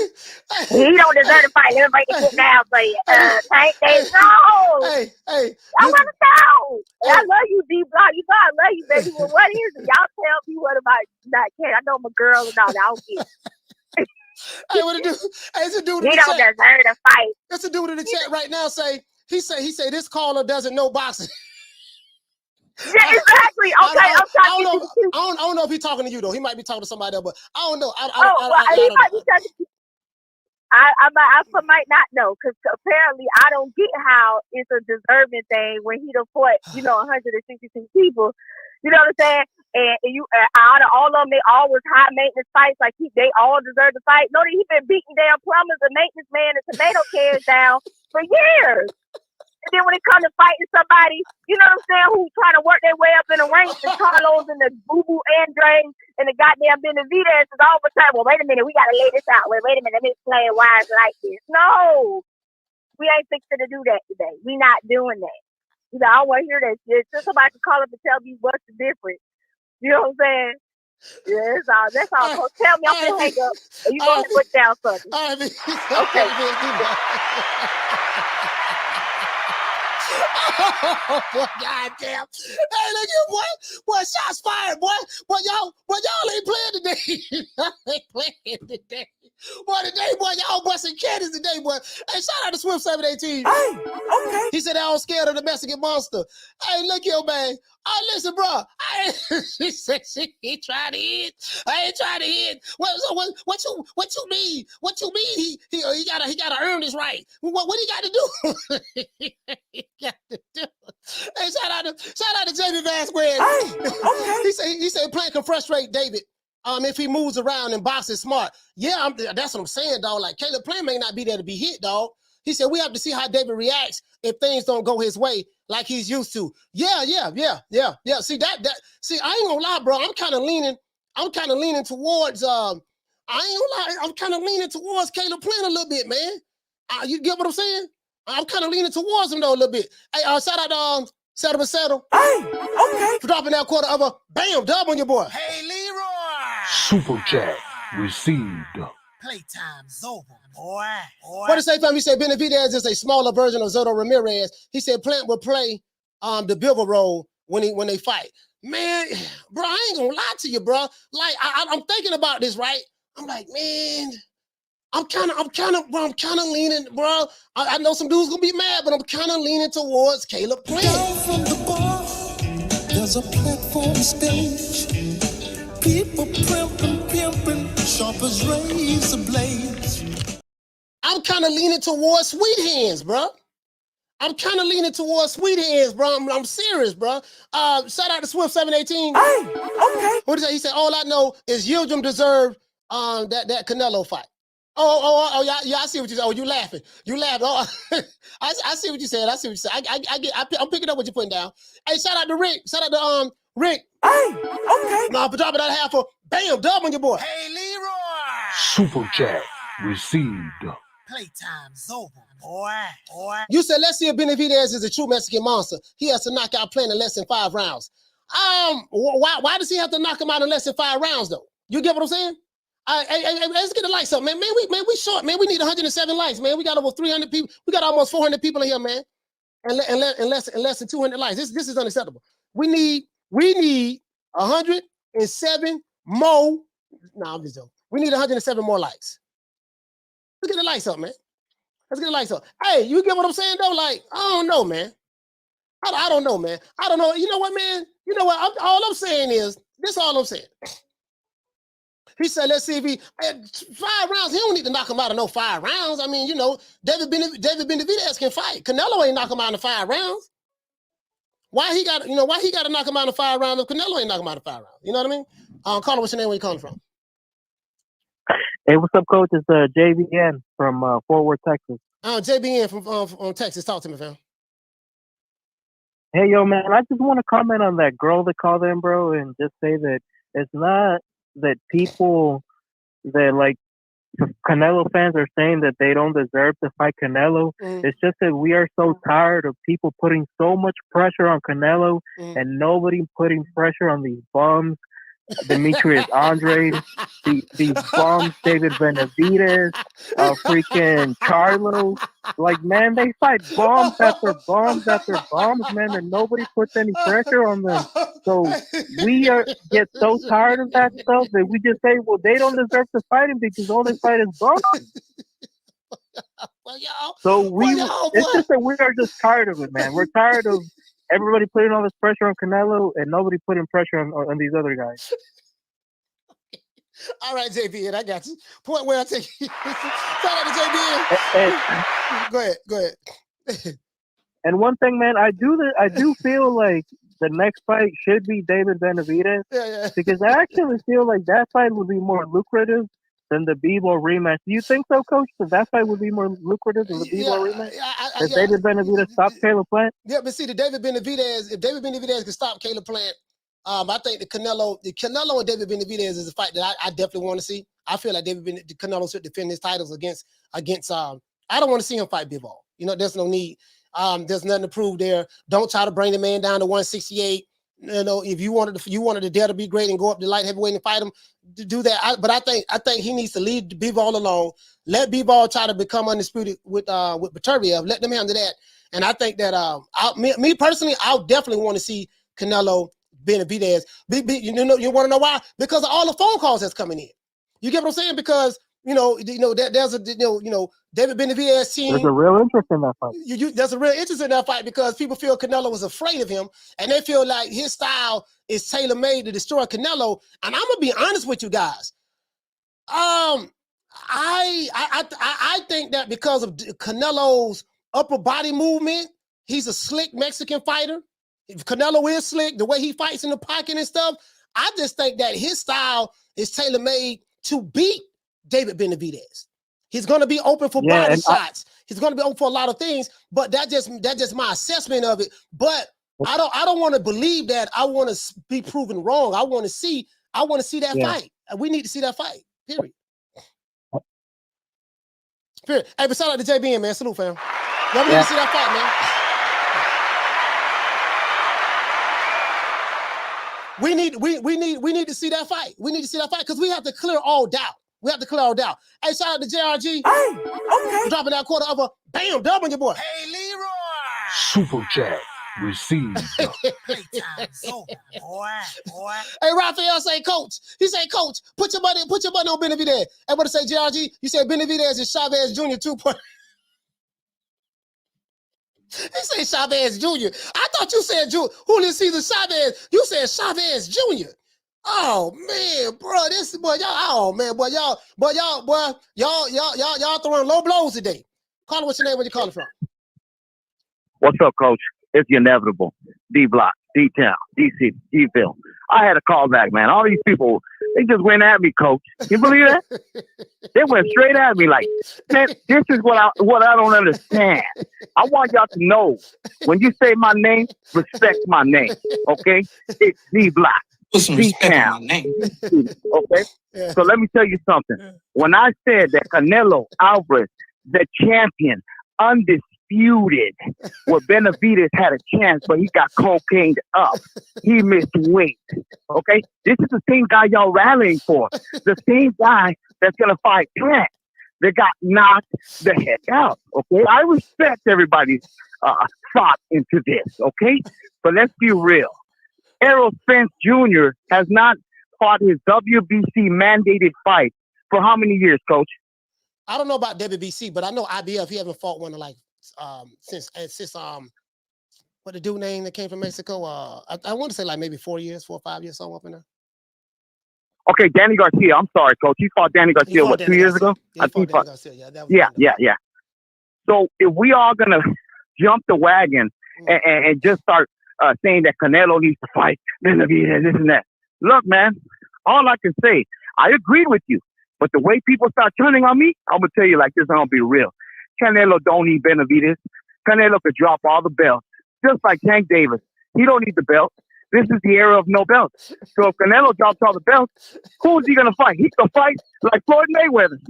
What is all the criticism with Floyd? Oh, Floyd, he's the WBC mandated to fight Keith Thurman. He needs to fight him. But what? Did he ever fight him? No. So get off on my guy's crotch and D Block, D Town, D City, D-Ville, Baltimore. Hey, boy, D Block, boy. Hey, D Block. Hey, D Block. It sounds like he got him in the witness protection. It sounds like some witness. Is this some witness protection talk, guys? I'm asking. Is this some witness protection talk? I'm just asking. Hey, shout out to Swift 718. Hey, for dropping that quarter. He said he didn't drop the bells. Dropping that quarter of a dump on you, boy. Hey, Leroy. Super chat received. Playtime's over, boy.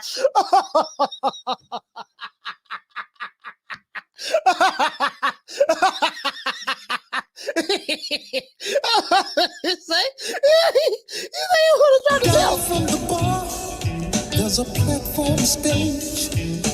People pimping, sharp as razor blades. I just will say, he said pressure rises to the top. He said heat rises. He said that's why we killed Canelo for not fighting the fights we want to see. Hey, hold on, man. Hey, hold on. I gotta turn the ceiling fan on. Let's go to a short commercial break. I gotta get some water. I know I'm gonna get this money.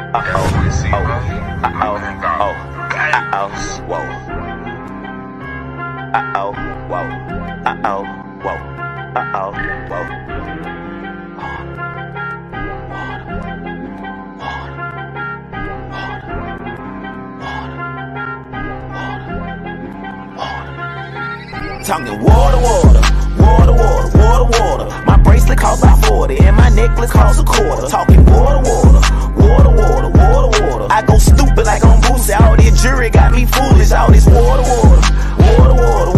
All of these diamonds, they bright, so you gon' see me at night. All of this water. Now I be drip. Water.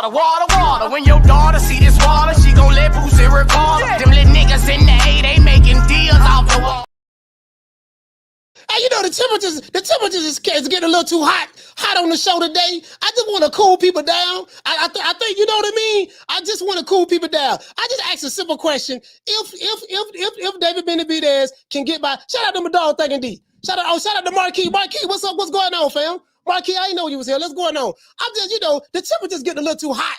So I just want to, calm everybody down. That's all I'm saying, fam. everybody. I ain't calling what's your name, where you calling from? Well, Graham, Baltimore. How you doing, man? Troy from B-More, talk to me. Man, I think you just read a text that somebody said that we tired of seeing Alvarez, not fighting the fights we want to see. Who exactly do you want him to fight? He's fighting none but champions. So who? They want him to fight. They want him to fight David Benavidez. Okay, cool. But David Benavidez was on the show 3 times. The first time he was on Major Key. He came out his own mouth and said that he blew it. He got too he won the championship and he was young. He got too lax and he did some things and he lost the belt on his own. He didn't blame anybody for that. Yeah, he said now that he's older, he's a father now. He's much more mature. Okay. So what does that have to do? What does that have to do with now, though? Nowadays he's much more mature. He says he's much more focused on his job now. He's not out doing what he used to do. He's not messing around anymore. He understands how important this is to him and the family, and he's not playing anymore. Before he was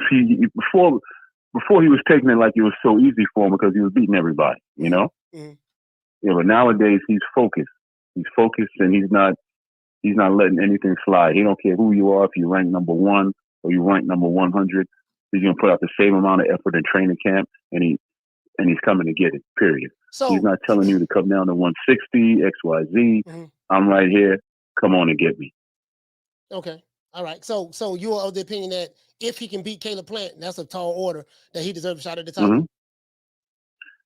I don't like that word "deserve." That all started with Floyd Mayweather. If he beats Plant, let me get rid of deserve. If he beats Caleb Plant and he is the WBC interim champion, has he earned the right to get a shot at the title? I'm gonna tell you yes for a couple of reasons. Number one, yes, because he's still young. He's undefeated. Both of them are from the same country.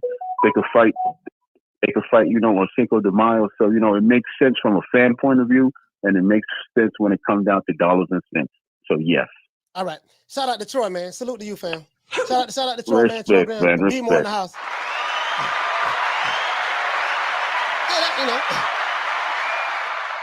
Now, I think we kind of overlooking. I think everybody overlooking Caleb Plant. Ain't nobody paying attention to Caleb Plant. Caleb Plant has a lot to do with whether this gonna go down or not. I think everybody is overlooking Caleb Plant. You get what I'm saying? People just overlooking Sweet Hands and they think it's sweet. You see what I'm saying? And I ain't gonna lie to you, bro. Man, Caleb Plant is a slick. They did adopt him. They say Caleb Plant is a black fighter, so that's I guess he don't been adopted. I guess he don't been adopted. But hold on, hey, hold on. Here go my dog. Hey, where Rick at? Rick, where you at, Rick? Where Rick at? Hey, where my dog Rick at? Rick, where you at, Rick? Rick, hey, Rick, I need you to drop one. I gotta pull Rick up. Rick, I got something for you. I ran across. Hey, what it say? Drummer for life. Drummer for life say Sweet Hands, baby. Okay. I got something for Rick. Rick, I got something for you, Rick. Oh, I got something for you. You gonna love this, Rick. You gonna love this here. Oh, you gonna love this, Rick. Call him. What's your name? Where you calling from? What's up, Coach? It's your boy Jesse from Compton. Jesse from Compton, man. Compton's in the house. CPT, talk to me. Man, this whole thing, I think definitely whoever wins, regardless, it being David or Caleb, the others deserve a shot at Canelo. I mean, I don't really care about what Canelo had to say about not fighting Mexicans. I just want to see a fight. I think they're both two good fighters, and I really just be disappointed if the fight didn't happen. And as for you talking about like counting Caleb out, I mean, for me, who I see winning the fight is David, because I mean, yeah, he did get a good knockout versus. I mean, Plant did get a good knockout versus Durrell, but if you're watching the fight, like prior to the knockout, I mean, Caleb was getting touched up. I mean, obviously they weren't as hard as like for him to be like I guess say afraid to act on whatever his game plan was, but he was getting touched up, and I mean, I can only imagine what it would be if it was David, and I think he's much faster than Durrell too. So I don't know. That's just me. Thank you, Coach. All right, shout out to Jess from Compton, man. CPT, man, in the house, man. To the people over here, to the people over there, to the people from everywhere watching this show, paying top dollar because they know we're in the stage, we're in the motherfucking rage. Yo, Dre, what up? Why don't you get the 12 gauge and show them how easy does it? And if you punks want to make something up it, step up, run up, get up. What's up, sucker? You want some of this? Then use the stupid motherfucker. Compton's in the house, man. I love Compton, man. You know what I mean? I've been to Compton. Shout out to Jamie Vasquez. Hey, okay. For dropping that quarter of a bam dub on your boy. Hey, Leroy. Y'all sleeping? Y'all sleeping on sweet ass, huh? Hey, it ain't no guarantee David Benavidez would get a shot at Canelo. What about sweet hands? Y'all forgetting about sweet hands. What did say, Jamie? You say D-Block, stop capping. The fight needs to happen. I like that. Bars. He say, D-Block, stop capping. The fight needs to happen. Even if there was no belt. David versus Canelo is a must. It's a must-have fight regardless. Okay. D-Block, stop capping. The fight needs to happen. This is why my dog Jimmy Vasquez is rapping.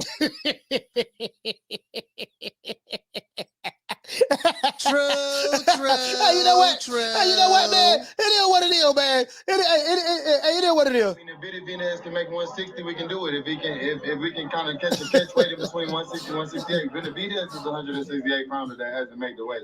He has no title. He has nothing to offer me. So that's why people keep mentioning Canelo and Golovkin, the higher stakes. I will fight Benavidez.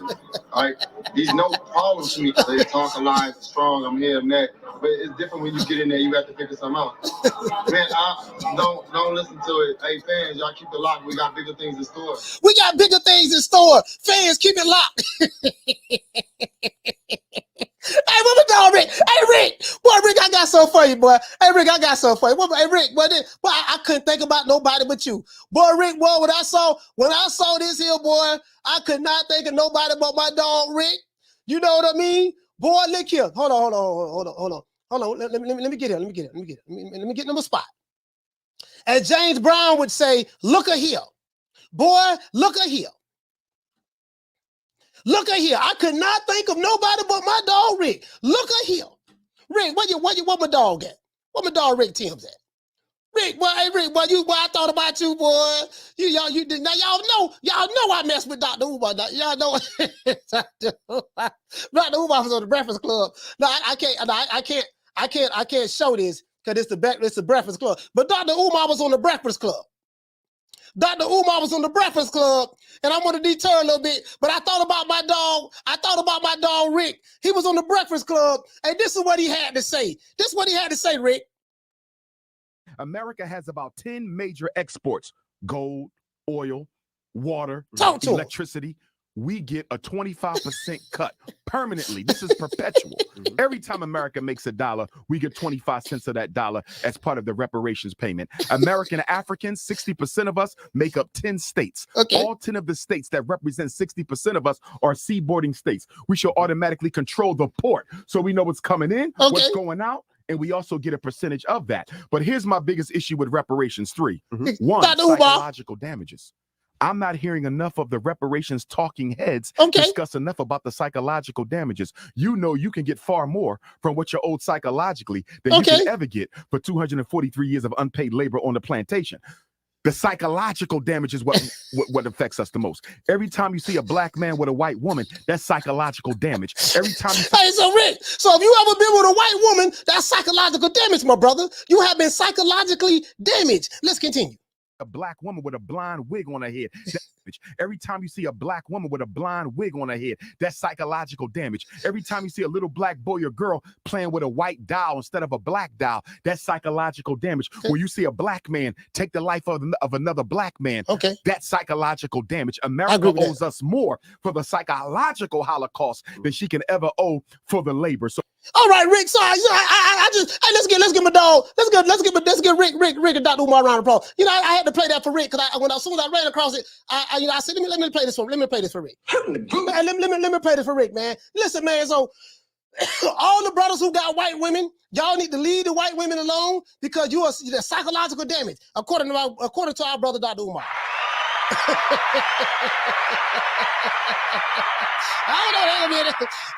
Listen. Hey, hold on. Hey, Rick. But I know some pro-black revolutionaries, bro. I don't know if they're gonna be able to do that now. I don't know if they're gonna be able to do that now, Rick. That's all I'm saying. I know some dudes. You feel me? They talk all that. They talk that Shaka Zulu talk, boy. But boy, what they got at home be something totally different. True. But anyways, let's get back to boxing. Hey, Dr. Umar probably got a white woman at home right now. True. I don't see that happen in the Nation of Islam. I see it happen in the Nation of Islam, bro. See somebody talking all that pro-black stuff, bro, and boy, Lord have mercy. But that's neither here nor there. Let's pivot on. Now, back to sentiment. Now, I don't like talking about Canelo because, when you bring up the C word, especially over here, man, the show can go in all many different types of ways. You get what I'm saying? So, but David Benavidez, Caleb Plant, I ain't gonna lie, bro. Man, I just kind of think, man, people sleeping on Caleb Plant, bro. Like, Caleb Plant ain't gonna be there to be hit like that. You guys get what I'm saying? Like, Caleb Plant is not gonna be there to be hit. I'm anxious to see, will David Benavidez be able to cut that ring off like that? He's gonna have to get Caleb Plant on the ropes. And now, this is gonna be a battle of wills. You get what I'm saying? Who wants it bad enough? You get what I'm saying? Will Caleb Plant come out and like, listen, this is my shot. This is my shot at the title. I've been fighting for this all my life. We say all my life, right? That's my mom. Well, I've been fighting for this all my life. I refuse to let Caleb Plant, and he called him a white boy, this white boy, Caleb Plant, beat me. I am the Mexican monster, even though I'm not from Mexico. True. Hey, down 305. Yeah, I am the Mexican monster, even though I'm not from Mexico. I refused. You know what I mean? I've been fighting for this for a long time. Mike Tyson has given me the nickname the Mexican Monster. You get what I'm saying? Now this what I want us to do. Over here as a community, True Media Today USA Boxing family, and also guys, I want to give everybody a round of applause. We are over the 19,000 subscriber threshold. We couldn't have done it without you guys if it wasn't for the people that helped us get, the cream rises to the top. So, over here, we do this for the people, by the people, other people, because we come from the people, we love the people, we work for the people. And we work for the people because the people work for us. If you do what the people ask you to do and tell you to do, the people will reward you. And the people have rewarded us. We are the people's champion on this YouTube stuff. So I want to give everybody a round of applause.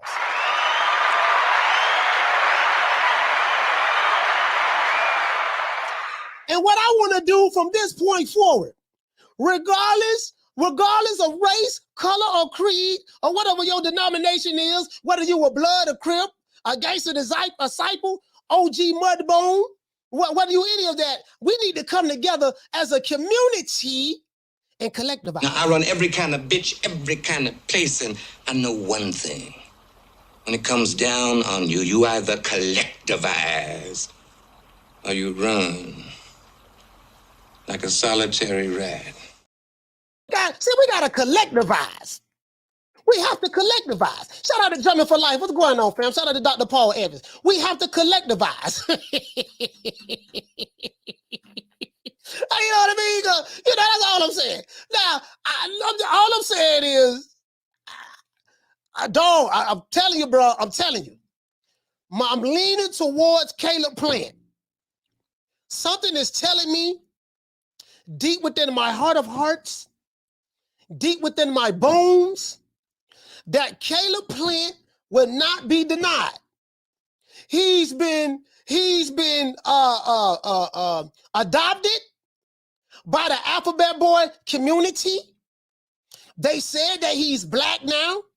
So Caleb Plant is officially a black slick fighter.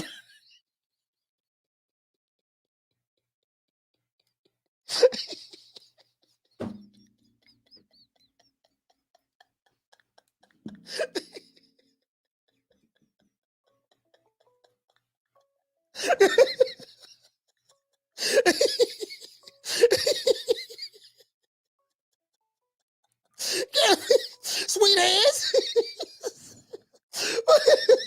Hey, Carla, what's your name? Where you calling from? Ricky Ricardo, San Antonio. Hey, Rick from San Antonio, talk to me, man. Hey, salute, coach. Congrats on the milestone. Hey, yes, sir, man. Yeah, thank you, bro. So, Plant versus Benavidez is a 50-50 fight. Okay. So, I don't understand where people are sleeping on that. It's going to be a tough fight. But I know people are clamoring for the Benavidez Canelo fight, but if he wins, either way, I think he'll earn that fight. I think it'll be a marketable fight. Right. But his stock will rise if he wins in a dominating fashion, KO. The other point I wanted to get to was people need to stop talking about the Canelo ducking shit, man. The guy just went, unified the whole division, went up and fought arguably the best guy at 175. So I don't see any of the other guys that they want him to fight doing that. And unfortunately for Benavidez, he got derailed because he had personal roadblocks. You know, he got popped for coke. You know, he lost his strap on the scale, all that stuff. If not, we probably would have already had that fight. Nonetheless, I like Benavidez, and I think he'll earn his flowers after this if he can get past Plant, which is not a guarantee at all. So that's my call, coach. And also, people bringing up Andrade. Andrade, if he would have took that Parker fight, people are bitching about Ryder. If he would have took that Parker fight and won, he would have been in Parker's spot. Think about that. All right, coach, I'm out. Oh, yeah. I got you. Yeah. Yeah. Yes, If you'd have took that Parker fight, yeah. You're right. And he ended up fighting Nicholson. Look where he's at. Yeah. So those are personal roadblocks that has happened to him. Yeah, you're right about that, because if Andrade would have fought Parker and beat him, then he would end up fighting John Ryder. That's it. And then the winner of that fight would have been the mandatory in the WBO. I got you. Yeah. I got you. All right. That's why I thought he actually went up. I thought he was going to go up, fight Parker, put himself in that position. I thought that was the whole objective. Guy pulls out, Ryder jumps in. Now look. Come on, man. Hey, shout out to Ricky Ricardo, though, man. Salute, fam. Thank you, fam. Yes, sir. Yeah, you know what? Salute. I forgot. Hey, y'all know what? I forgot all about that. When remember when Andrade moved up to the super middleweight division? I think him and Ryder were supposed to fight in the They're supposed to fight in I think because by him being by Andrade being the WBO champion, the super champ, I think him and Ryder was supposed to fight, but he pulled out of that fight, came back down. What happened in that? Did he pull out or what? Shout out to Rumble Brothers Boxing. Salute to you, fam. What happened with that? Did he pull out of that fight? Because I think he either pulled out or he came back down, and he was supposed to fight Janabek, and then he pulled out of that and dropped the belt and said he's moving up for good to 168. I don't know exactly what happened with that. I wish somebody can give me clarity on that, because I really don't know exactly how it happened. Shout out to B Brown. Hey, okay. Dropping that quarter of a bam dub on your boy. Hey, Leroy. Super chat received. Playtime's over, boy. Hey, shout out to my brother Yamas from Brooklyn. What you say? You say Caleb's stamina is questionable. it failed him against Canelo, and it will once again hurt him versus David. David, my money is on David. Yeah, yeah. I mean, yeah, I get what you're saying as a rate to his stamina. His stamina was never questionable before, prior to him fighting Canelo. Do you get what I'm saying? So, but yeah, you know what, B Brown, you make a valid point on that as well. You do make a valid point on that as well. But my thing is this here. This is my thing. So from what you're seeing, what you're saying is if Plant go 12, okay, so basically David Benavidez is gonna have to beat Caleb Plant by knockout. Do you see David Benavidez outboxing Caleb Plant? Because Caleb Plant is gonna have to stop him. You're betting on Caleb Plant. You're betting on David Benavidez to stop him. David Benavidez is going to have to stop Caleb Plant in order for him to win. Is basically what you're from what I'm gathering. I don't see him outboxing Caleb Plant. Caleb Plant is a slick black fighter.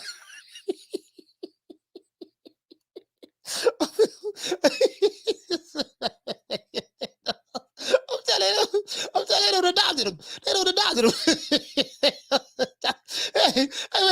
I'm trying to tell you, man. They don't adopt him. I can't make this shit up. I'm like, God damn, okay, wait a minute. First y'all say y'all hate white people, but then you want to adopt Caleb Plant and say he ain't really white, he black. I'm confused. I'm confused. That's all. I'm just confused, man. I'm just confused sometimes. What's my name? My name is nobody, and I don't live nowhere, and I don't know nothing. I don't know because I know that you gon' tell God on Jesus, kiss a Judas, silver pieces, monkeys acting in the monkey show. Gangsta monster killer, silverback. Where is your rap sheet that you never explains? Moving fast, thinking slow. Dummy clown, silly Billy, need a hug. Thugs on drugs, monkeys acting in the monkey show. Yeah, you get what I'm saying, man. So I'm just, I'm confused. I'm confused. I really don't know. All I know is Caleb Plant is a good fighter. He is a slick fighter. Canelo is a slick fighter, whether people believe that or not. Styles do make fights. I do like David Benavidez. He's a pressure fighter. Will he be able to cut that ring off and put a lot of pressure on Caleb Plant? I don't know. I really don't know, guys. I don't know. You get what I'm saying? Again, there's not as just it's like it's just a foregone conclusion that Caleb Plant gonna lose his fight. And I'm like, man, I don't know, man. Okay, if Caleb Plant's stamina does not forsake him, and if it go 12 rounds, you know what I mean? It might, it might not turn out the way a lot of people think it's gonna turn out. Hey, we need 37 more likes. That's all I'm saying.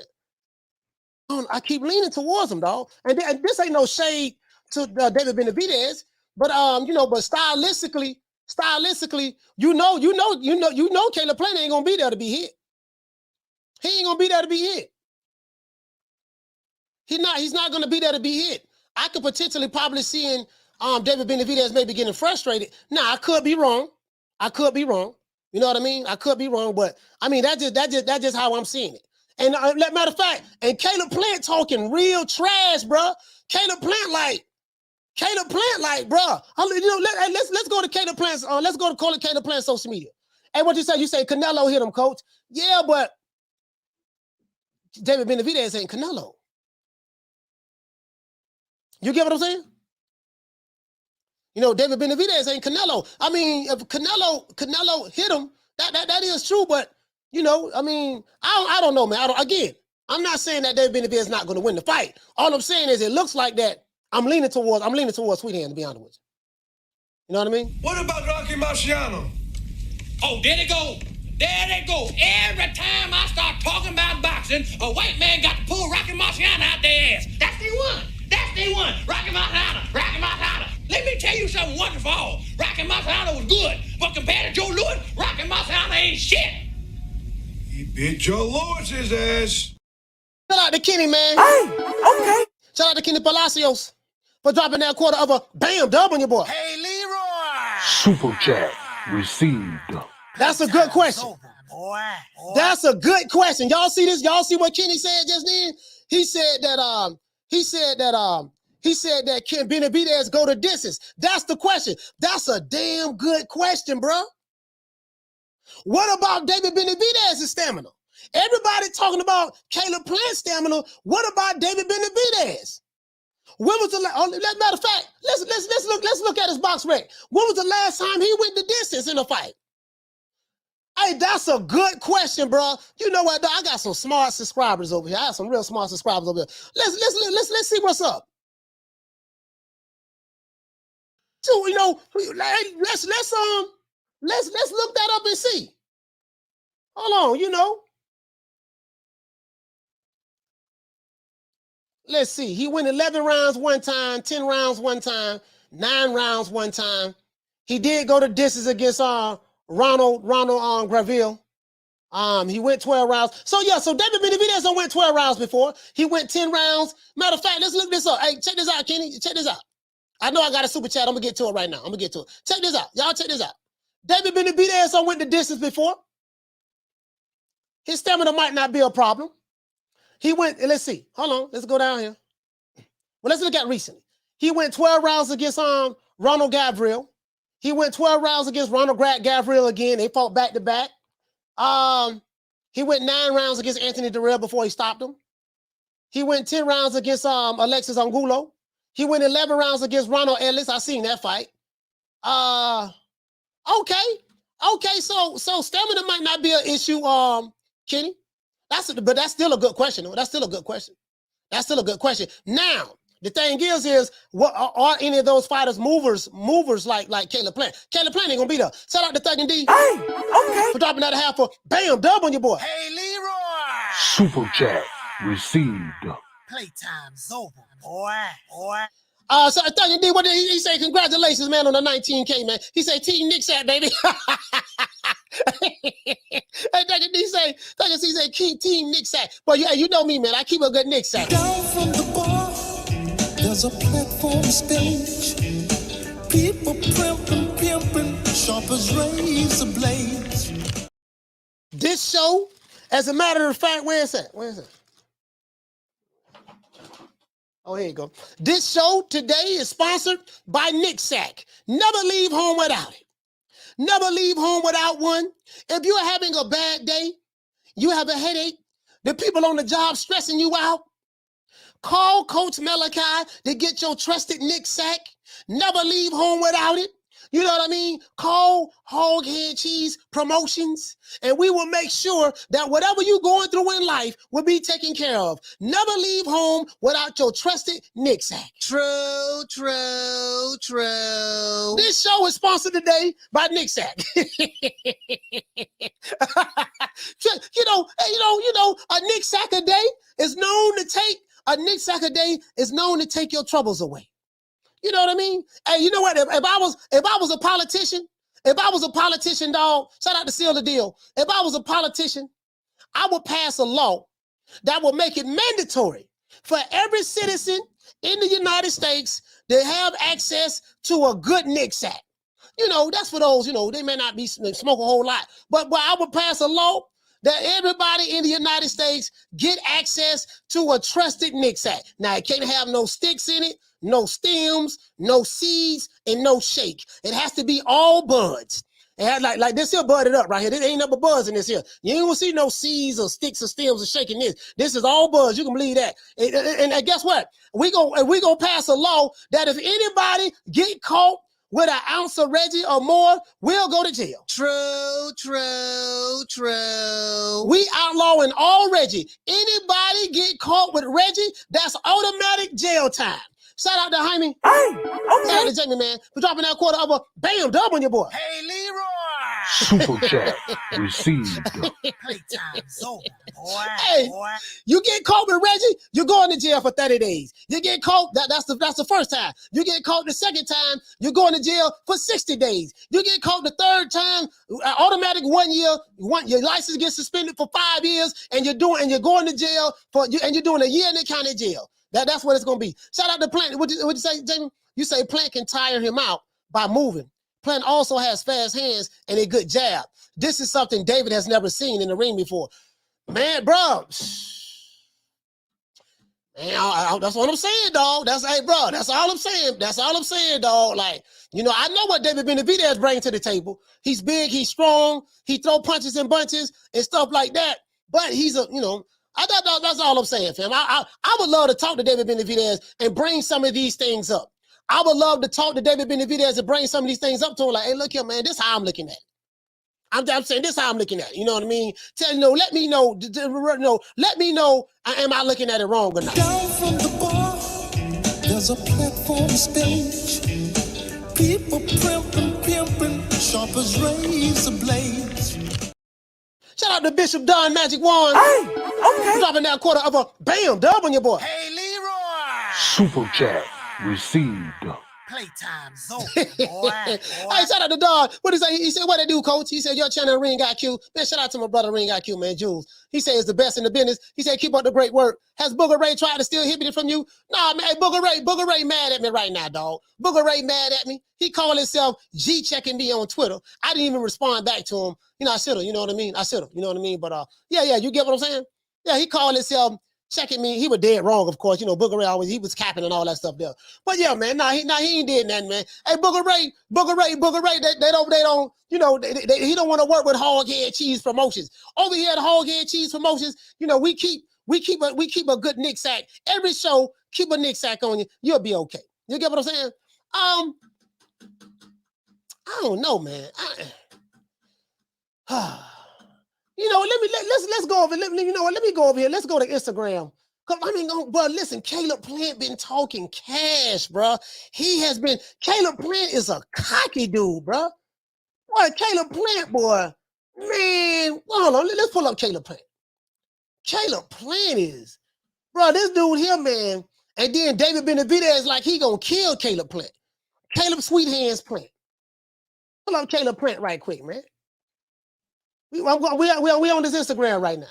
Caleb Plant, man, is damn, boy. Caleb ain't even. Let's see what he's talking about. Hold on, let's see. Oh, hold on, let's see. Man, okay. Caleb Plant, boy. He in the look at us. Caleb Plant training right now. I think Caleb Plant in Colorado Springs right now. He on the mountain looking at the mountain. He looking over the mountaintop. Caleb Plant is standing on the mountaintop. Here you go right here. Look at that. Plant versus Benavidez. He say, just like I said, locked in and ready. War plan. Ooh, boy, Caleb Plant say he locked in and ready right there, man. Y'all look at that. And that's Caleb Plant to the left. And he knocking off David Benavidez's head right there. Boy, I don't know, boy. Here you go. Look it up. Plant versus Benavidez. He said, I went and made it happen. Contract signed. See you early next year. Revenge tour. Caleb Plant said he on a revenge tour right now. Cannon Briggs. He goes Shannon Briggs. Cannon and Shannon. Let me blow it up a little bit. Yeah, man. Shannon Briggs say, let's go, champ. Michaela Myers say, that was a quick turnaround. Love it. Great fight. He said, please expose the Ecuadorian monster. This dude here don't even want to call Caleb Plant, don't even want to call David Benavidez a Mexican monster. He called the man the Ecuadorian monster. This is disrespect. Oh, here go Reggie Owens right here. He said, now this the fight the boxing fans wanted. Okay, Reggie Owens over there too. All right. So the people, Myra Magnus over there, he said, okay, I like to see this.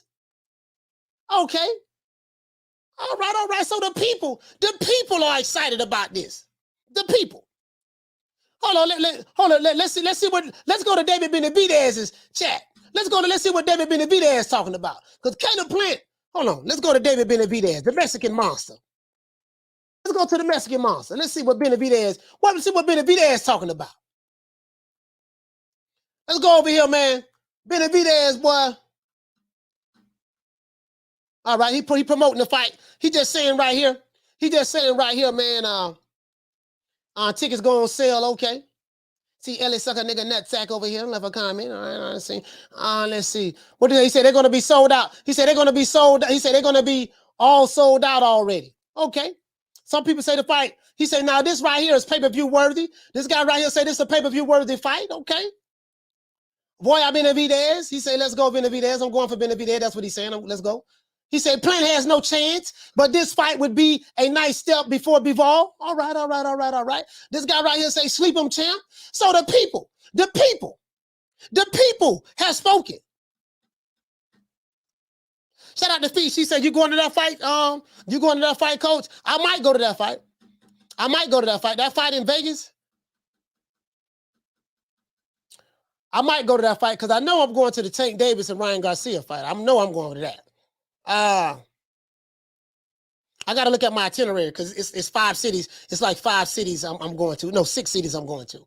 You know what I mean? Because I have some interviews that I'm doing. Shout out to Tay Hill. Hey, okay. For dropping that quarter of a damn dub on your boy. Hey, Leroy. Super chat received. Playtime's over, boy.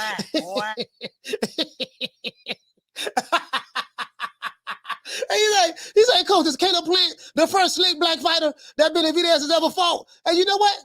I don't know. I don't know. Hey, that's a good question. That's a good question. You know, that's a good question. That's a good question. I don't know. You know what I mean? That's a good question. I gotta go back and look. I don't know who all. I gotta go back and look and see who all of the fighters that David Benavidez has fought.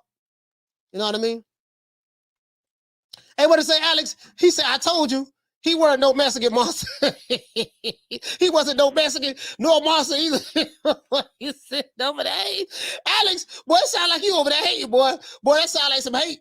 Boy, y'all hating on the Mexican monster. Hey, man, we need 17 more likes.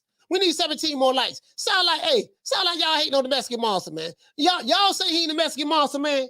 Well, y'all say he ain't the Mexican monster. Well, how come Mike Tyson believes? We the Charlo twins. We known for calling everybody out. Please call these people out. Listen, the whole world's looking at you. Call these people out, What's up? It's the Jamal the Hitman Charlo. Let's get it. Who want it? Name them names, man. They know who they is. Name them names, please. The names need to be named. They know who they is. The Mexican monster. Mexican monster. Nello. I'm just saying.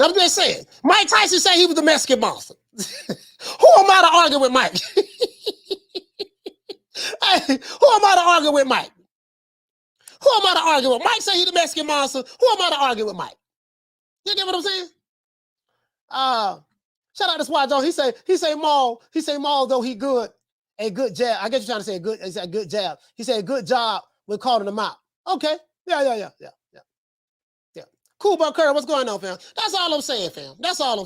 You know what I mean? You know, the Mexican monster sounds better than the Ecuadorian monster. You get what I'm saying? I kind of like the Mexican monster better than the Ecuadorian. I'm just saying from a name standpoint, I think the Mexican monster sound a little bit. If I'm David Benavidez, he should have printed up a whole bunch of Mexican monster t-shirts. He should have printed up a whole bunch of Mexican monster t-shirts and just ran with it. You get what I'm saying? That's what I'm thinking. And if the PBC smart, and the hype this fight up, you got to run with that. I'm telling you, they need to hire me. Can Caleb Sweet Hands Plant? You know, Caleb, do you guys know how Ellie Setback be how he be kissing how he be like anybody that's a PBC fighter for the most part, or Canelo, how he be like hyping him up, man. I'm telling you, man, you're the best fighter I've ever seen. Like, I just never seen anybody punch the way you punch. I mean, like he was talking about Tank Davis one time. Tank Davis, he hits hard. They say Tank hit like a heavyweight. I actually think that Tank can knock out Tyson Fury. I mean, if he catches him right, I think he can knock Tyson Fury out. Like he say whatever, and then the fighters be eating it up too. They be like, yeah, they keep Ellie around because he stroke their ego, make them feel good. I'm like, man, come on, man. Tank a bad boy. He ain't gonna knock no goddamn heavyweight out. No, I'm telling you, he's beating them heavyweight. So I think what I would do is I would hype it up. I would hype it up like this here. I would say Caleb Plant, PBC. I'm giving y'all some game. I'm giving y'all some promo. Y'all can see me my money on the back end. I'm giving y'all some promo. And we need 6 more likes. Can David, the Mexican monster, Benavidez, stop Caleb Sweet Hands Plant? When I think of Caleb Plant, I think of Money May.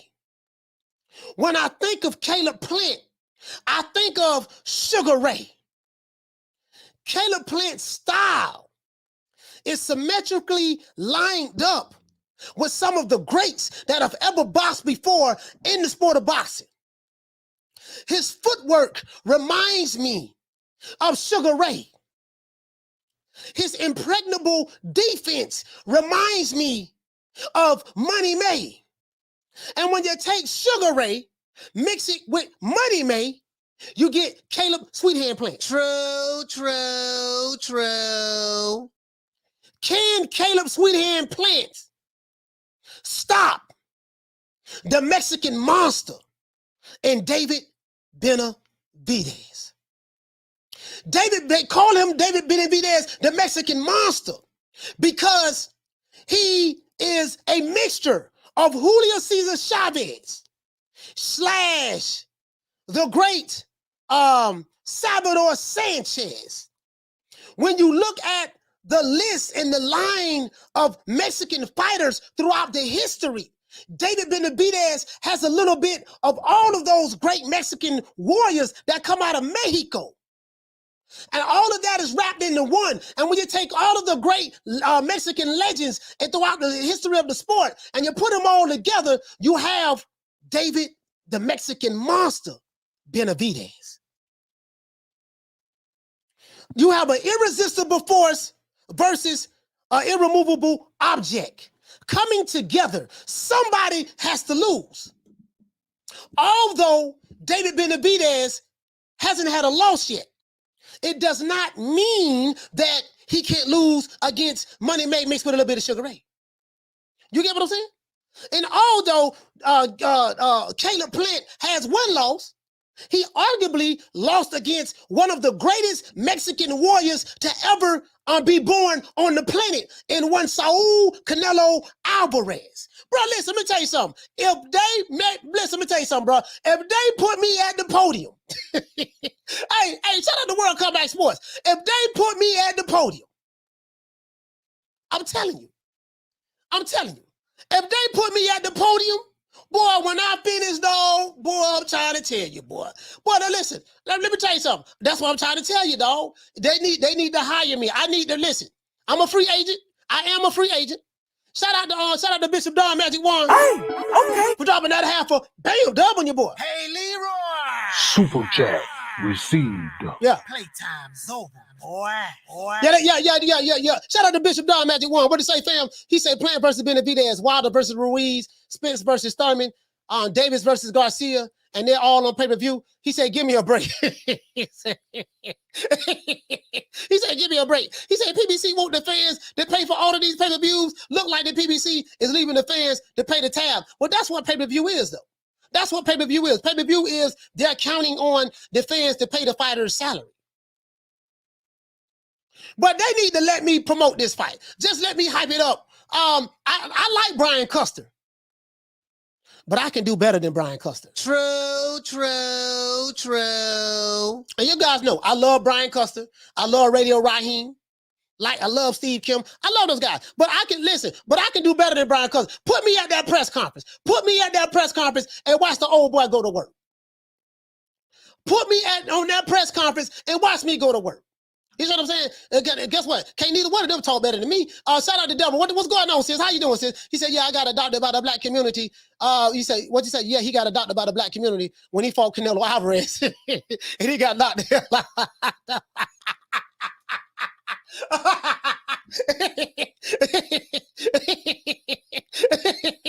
You know what? Hey, look here. Hey, listen, I'm trying to tell y'all, dog.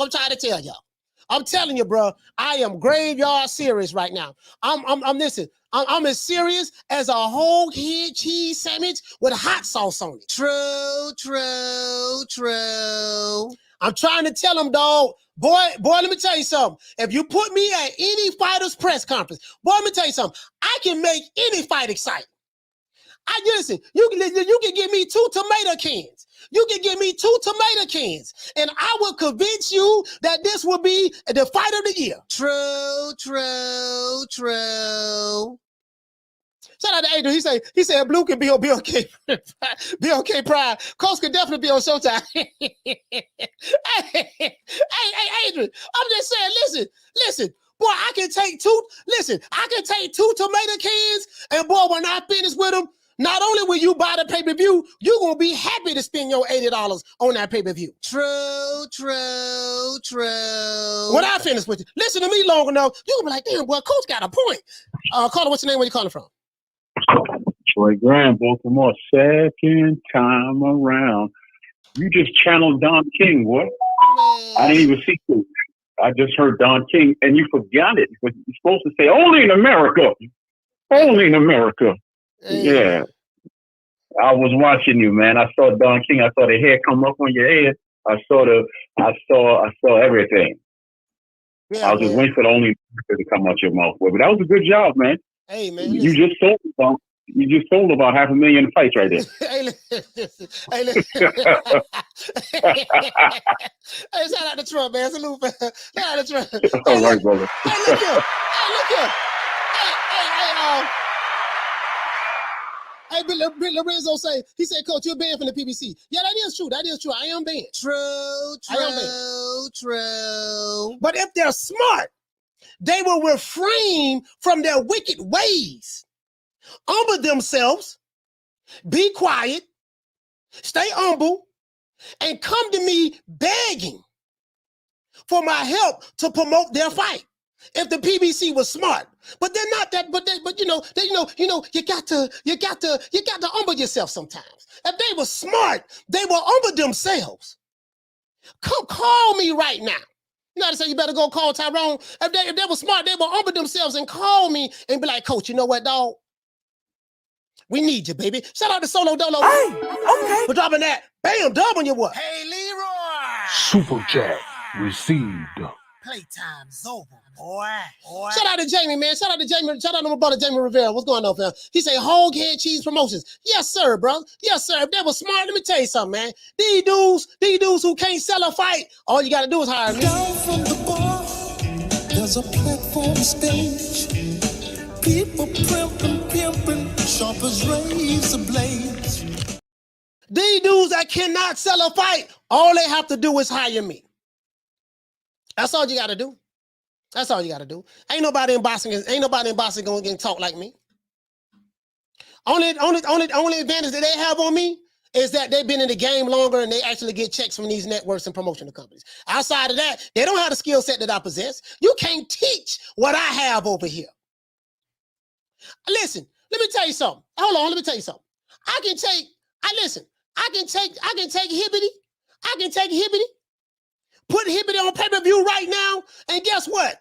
And not only would you pay for the pay-per-view, you're gonna be proud to pay for the pay-per-view. Oh, pussy ass nigga, what's going on, boy? I'm telling you, boy, I'm knock your fuck ass out, boy. Blow for blow, pound for pound, nigga. I got the title, nigga. I'm telling you, boy, finna knock one of you what kind of niggas out. Nigga, I got these hands, nigga. I'm throwing them paws at that nigga, finna knock your ass down again, nigga. Get your ass back up, nigga. Don't run, nigga. I'm telling you, boy, I want all the smoke, nigga. I'm throwing them paws, nigga. I'm putting them hands on you, nigga. I told you what I'm gonna do to you, nigga. Catch you with the check left hook, nigga. I told you, boy, pound for pound, nigga. I'm the best. This more action than any Devin Haney fight.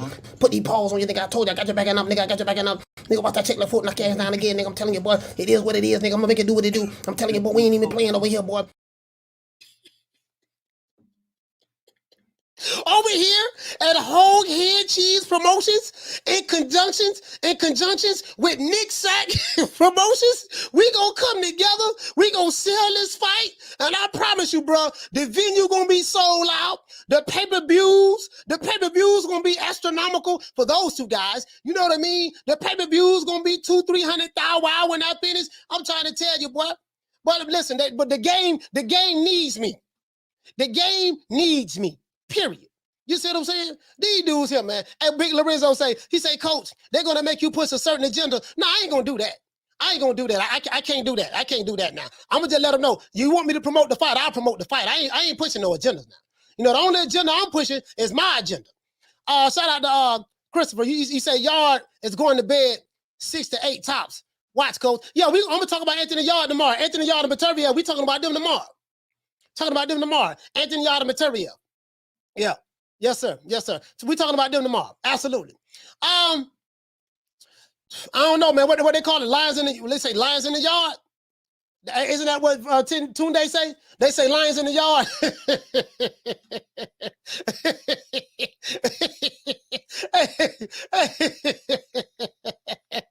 All I'm saying, hey, Solo Dolo, he say, Coach, you're gonna be swimming in Scrooge McDuck money. He said, when I get finished with you. Hey, look here, man. Hey, bro, look here, bro.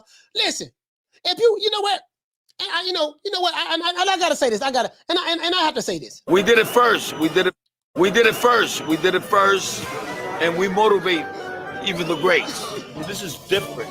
You know, we motivate the greats over here. Hey, what you say, G Daddy? He said, you got my coworkers dying laughing in my house, Coach. Hey, look here, man. All I'm saying is this. You know, and this the infomercial. This is the PBC. Al Heyman, Frank Warren, Eddie Hearn, Bob Arum. This is for you. And my dog, Booger Ray Leonard.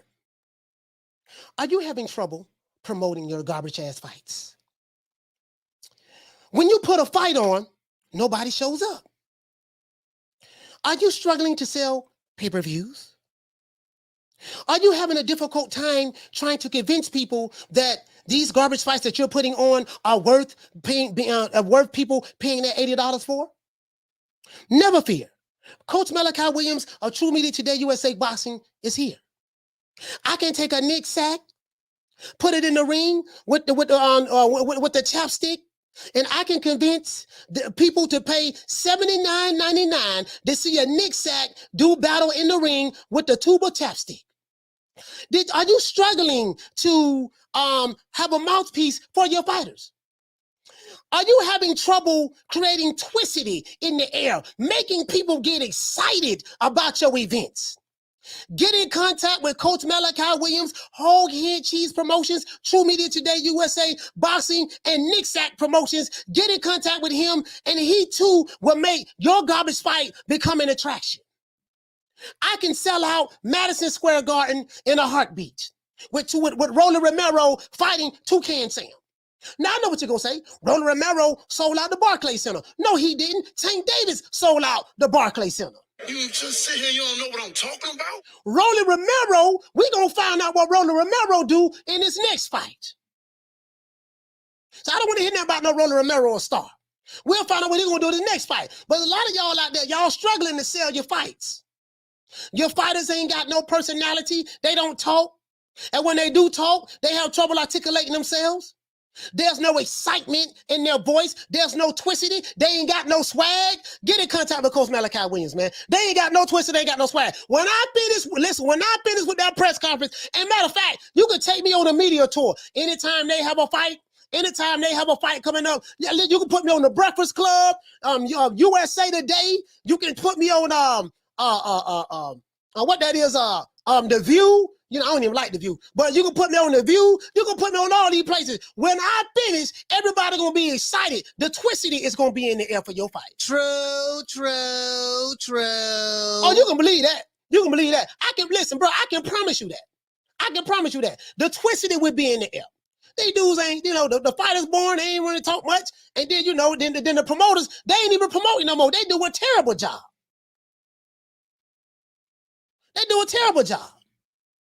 You know what I mean? So that's all I'm saying. You know what I mean? Hey, shout out to Drummond for whole life. He said, what he say? He said Rolo taking on Gary Russell Jr. I don't know, man. I don't know who Gary Russell fighting. We don't know who Gary Russell fighting. We don't even know. All I'm saying is this here. They ain't got no excitement in their voice. You know what I mean? Listen. This is what we got to deal with. This is what we got to deal with. You know, they say Booger Ray Leonard. They say Booger Ray Leonard is one of the best promoters in the world, right? I said, okay, cool. Did you see what we did? Booger Ray always said we did astronomical numbers with Floyd. I said, okay, well, how come y'all ain't create another Floyd? True. We did numbers. We doing numbers with Tank. Okay, create another Tank. True.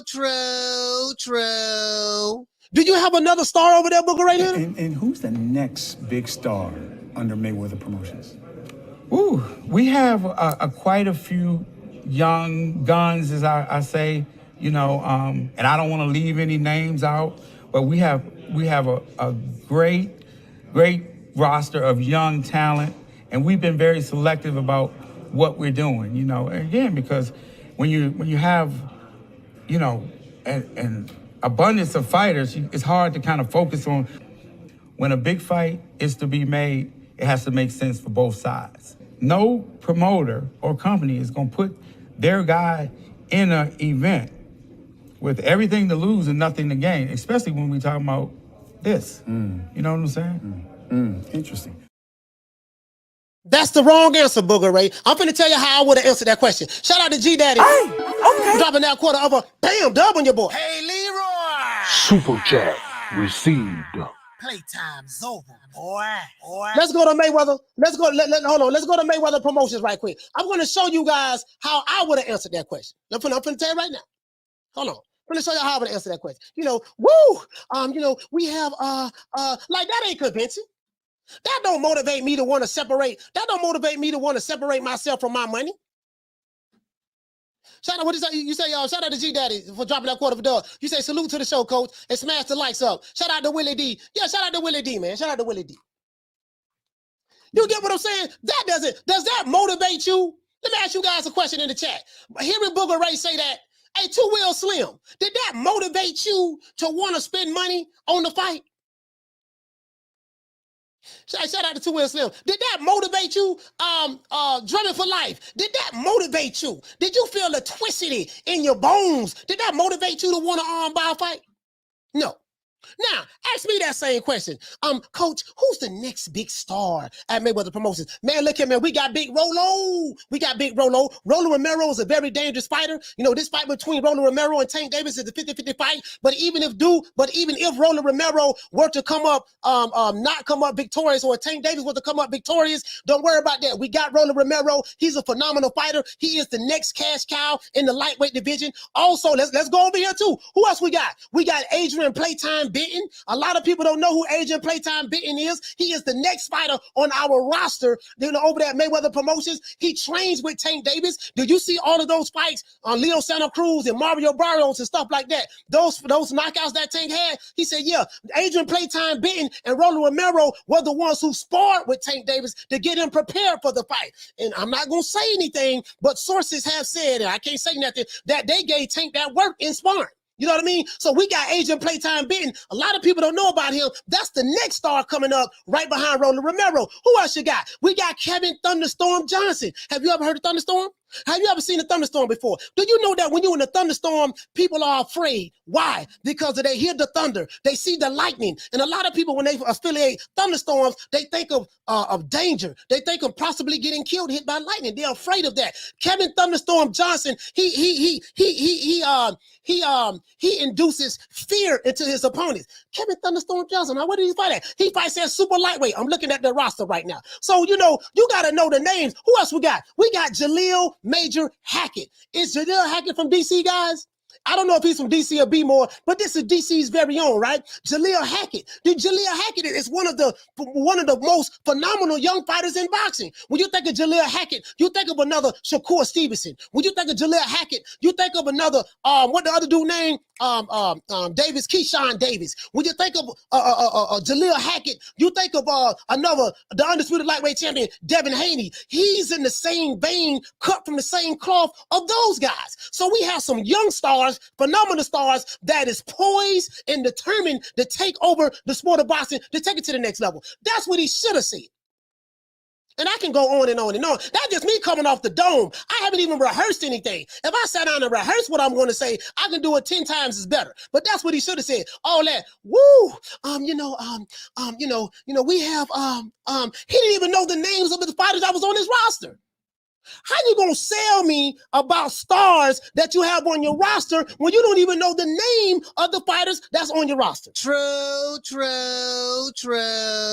Make it make sense. Make it make sense. If you don't know the names of the fighters on your roster, how you gonna sell me about you got stars on your roster? I'm just saying, though. Hey, shout out to Drummond for life. Hey, okay. He said big up to Twisted Promotions. Can you dig it? That's all I'm saying, fam. And another thing they should have did. When Tank was having all of those fights with Leo Santa Cruz and Mario Barrios and all Isak Cruz and all that stuff there, he was supposed to have Jaleel Hackett and all these other young fighters on their roster fighting on Tank Davis's undercard. You have a fight on Tank Davis's undercard, and every time Tank Davis speak, you have them right there. Tank, man, Tank, you did a phenomenal job today, Tank. I love what you did. You knocked out another tomato can. Hey, listen, man, Tank, let everybody know who are the fighters that help you prepare in the gym in order to get you ready for this fight. Man, we have Jaleel Hackett right here. Jaleel Hackett is one of the guys that I trained with, that I spar with to help me get in my preparation. We got Kevin Thunderstorm Johnson right here. You know what I mean? He helped me. Tank hated Rolo Romero, so he probably gonna send about Big Rolo. We got Adrian Playtime Bitten. You know what I mean? Yes, Tank, thank you so much. Again, we got Adrian Playtime Bitten. We have Kevin Thunderstorm Johnson. We have Jaleel Hackett. These are the next young stars coming up on top of Tank Davis being the creme de la creme. So I want you guys to interview these guys. We're going to go on the Chitlin circuit. We're going to have these fighters go around different YouTube channels, different platforms. They will be doing interviews, letting the world know, getting the word out there about who they are, who is next coming up. This what Booger Ray and them should be doing. But these promoters are so lazy. They lazy. This is the problem. True. This is the problem. This is the problem. You don't even know the name of your fighters. So how you want me to get excited about what you got coming up? Hey, what you say, Dan? You say they sounded like they didn't have any fighters. Hey, Dan, sound like they didn't have no fighters. True. Sound like they ain't got no fighters. And we have woo, and then he said, woo, and then did you see the way Brian Custer was looking at him? He said, interesting, like interesting. I use that all the time now. Interesting. Shout out to Brian Custer. You get what I'm saying? But that's what they need though. Hey, shout out to the Boss Society. He say, facts, coach, facts. These dudes lazy. These dudes don't promote no more, man. They don't promote no more. It's either you got it or you don't. Sometimes I feel like a net, sometimes I don't. Remember that? Y'all remember that? That was the old sneakers commercial? No, sometimes I feel like a net, sometimes I don't. Remember that in the 80s, something in the 80s, something like that. You get what I'm saying? Like, like I'm just saying, dog, you got these fighters, you ain't even talking about them. You got one of the greatest fighters in the world in Tank Davis, and you don't have none of these fighters fight on his undercard. You don't let them speak at the press conference. You don't even talk about them and promote them to get people hyped up to build a Twicity. Tank Davis had a following out of B-More before he even got with Mayweather Promotions. Did y'all know that? Tank Davis had people breaking their neck to come see him fight in Baltimore and in the D.C. area prior to even coming to Mayweather Promotions, just to watch him spar. And then the amateurs and stuff like that. Come on, man. That's all I'm saying. You know what I mean? Oh, you say Almond Joy? Yeah, Almond Joy, yeah. Almond Joy sneakers are made by the same goddamn company. Made by the same company. Hey, shout out to Marion G. You say Twitter and Instagram are the promoters today. The promotional role is a dying role. You know what? I think the promoter's role, the promotional role need to be changed. I think the promotional role need to be changed. You get what I'm saying? They ain't doing no promoting. The promoters, they're the power brokers, but they ain't promoting nothing. They don't throw it on the fighters to do the promoting now. They don't throw it on the fighters to be the promoters now. So put it this way. If it's the fighters' job to be the promoters, and 99% of these fighters, they don't know how to promote themselves anyways, you hire somebody like me. If it's, hey, shout out to my sister Nick Rich in the building. If it's the fighters' job to promote themselves nowadays, and they don't know how to talk, or they refuse to talk, they don't have any swag, pizzazz, or charisma, you hire somebody like me. Yeah. That's why I come in at. Guess what? I'm going to tell you something too. And y'all check this out. They better get with me now before my stock go up. Cause when my stock go up, they better try to get at me now while you can get me for the low. Cause boy, let me tell you something. Once my profile get bigger, and my profile is getting bigger. Once my profile get bigger, and Coach Malachi become more of a bigger established brand, when y'all do come for me to help promote y'all fights, guess what? It's gonna cost you. True. Oh, it's gonna cost you. Oh, it's gonna cost you. Guess what? And guess what? It's gonna cost us 60-40, 70-30, 80-20. Take whatever we give you. That's what it's gonna be. That's what it's gonna be. It's gonna cost you. When you listen, and I'm gonna tell you right now, I'm giving you tomorrow's headlines today. My profile is going to be so big before this year is over with. By the time 2024 roll around, when these big dogs, the top ranks, the PBCs, all these other guys, who you guys are doing such a terrible job with your PR team, don't nobody know who your fighters is. Nobody get excited about paying all this money to see your fighters fight. Guess what? When y'all come holler at me, guess what? The price is going up. True. I'm just letting you know. And guess what? I don't do that back. I don't do back end. Just let you know. I do not do back end. I got to get me up front. I need me. I do not do back end. I am not a part of back end promotions. I am a part of front end promotions. I need my money up front. That's what I need. Because when the price go up, that's all I'm saying. They're going to be like, man, I can hear Bob Aaron right now. You know what, kid? I'm struggling to sell you right now. Kid, you're doing terrible at the box office. Big booty Judy don't want to talk to you. I try to convince the tenderonis to post about you on Instagram and Twitter. They don't want to talk about you. I have one guy that I think that can help you, kid. Get on the phone with that loudmouth guy. What's his name? Coach Malachi Williams. Get him on the phone. God damn it, I don't like the kid, but just get him on the phone anyways. I got this deaf mute on my staff. He won't say anything. He won't talk. Hey, I just don't know. Just get him out, coach. Yeah. I'm telling you right now. I'm telling you right now. Here you go right here. This is the conversation right here. We finna do Al Heyman too. Yeah. Hello. Yeah, what's going on? Yeah, this is Bob Aaron, coach. Yeah, what's going on, Bob? You still alive, huh? You're 120 years old. You've been promoting since Jesus, huh? Goddamn, didn't you promote David and Goliath back in the day? Yeah. Listen, kid, I got this kid. I'm having trouble selling. Don't nobody want to buy him. He's an up-and-coming fighter, and he just has a terrible personality. What is your price? Hey, look here, baby boy. I need a briefcase with 250 smackaroos. I need a briefcase delivered to my office first thing tomorrow morning. Overnight express. Can you make that happen? Don't worry about the briefcase. Give me your routing number and your account number, and we'll make it happen. Can I give you the rest on the back? No, I don't do back end now. Okay, that's cool. Good. Bam. That's what it's gonna be now. I'm telling you right now. Yeah. Hello. Yeah, what's up, man? This is Al Heyman. Al, what's going on? Al, what's up, baby? What's happening? I thought y'all had an embargo on me. Couldn't nobody from the PPC talk to me. Yeah, that is true, man. But man, listen, the networks don't want to give me no more money, man. I got these old trash ass fighters over here I can't promote. I mean, goddamn, I gotta put everything on pay-per-view because we ain't got no money. Because the white man don't want to give me no more money. Look here, man. I just wanted to know, is there any way that you can do me a solid and promote one of my fighters? I know I don't like you, I don't fuck with you, but any way you can do me a solid? Man, look here, man. The only way I'm gonna do you a solid, Al, you're gonna have to pay me. I don't do back end.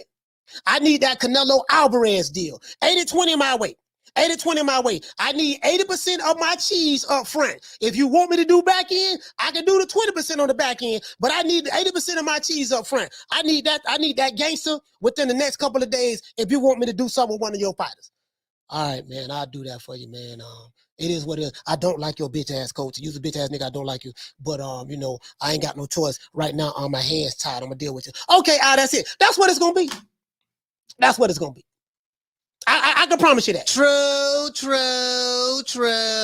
I can promise you that. That's what it's gonna be. When you call my number, 530-494-9636. When you call my number and need my services, guess what? I have to get my Fetty Wap up front. True, true, true. I have to get my Fetty Wap up front. I do not do back end money. Who you think he is? DJ Quick? No, huh? No, I ain't saying Kid Capri?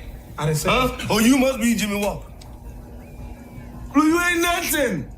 You don't deserve nothing. You don't get nothing. You get what I give you. I got a contract between me and you that say you do what I tell you to do.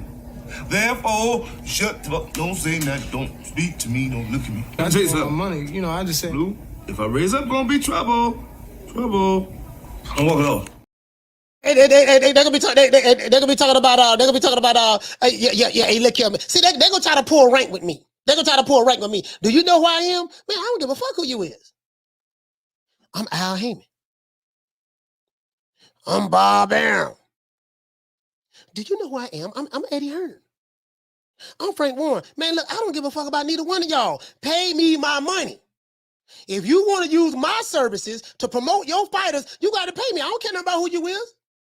I don't give a damn about who you is. Guess what? You definitely gonna pay me because y'all rich, y'all got plenty of money. You got the money to pay me. True, true, true. Got the money to pay me. I need mine up front.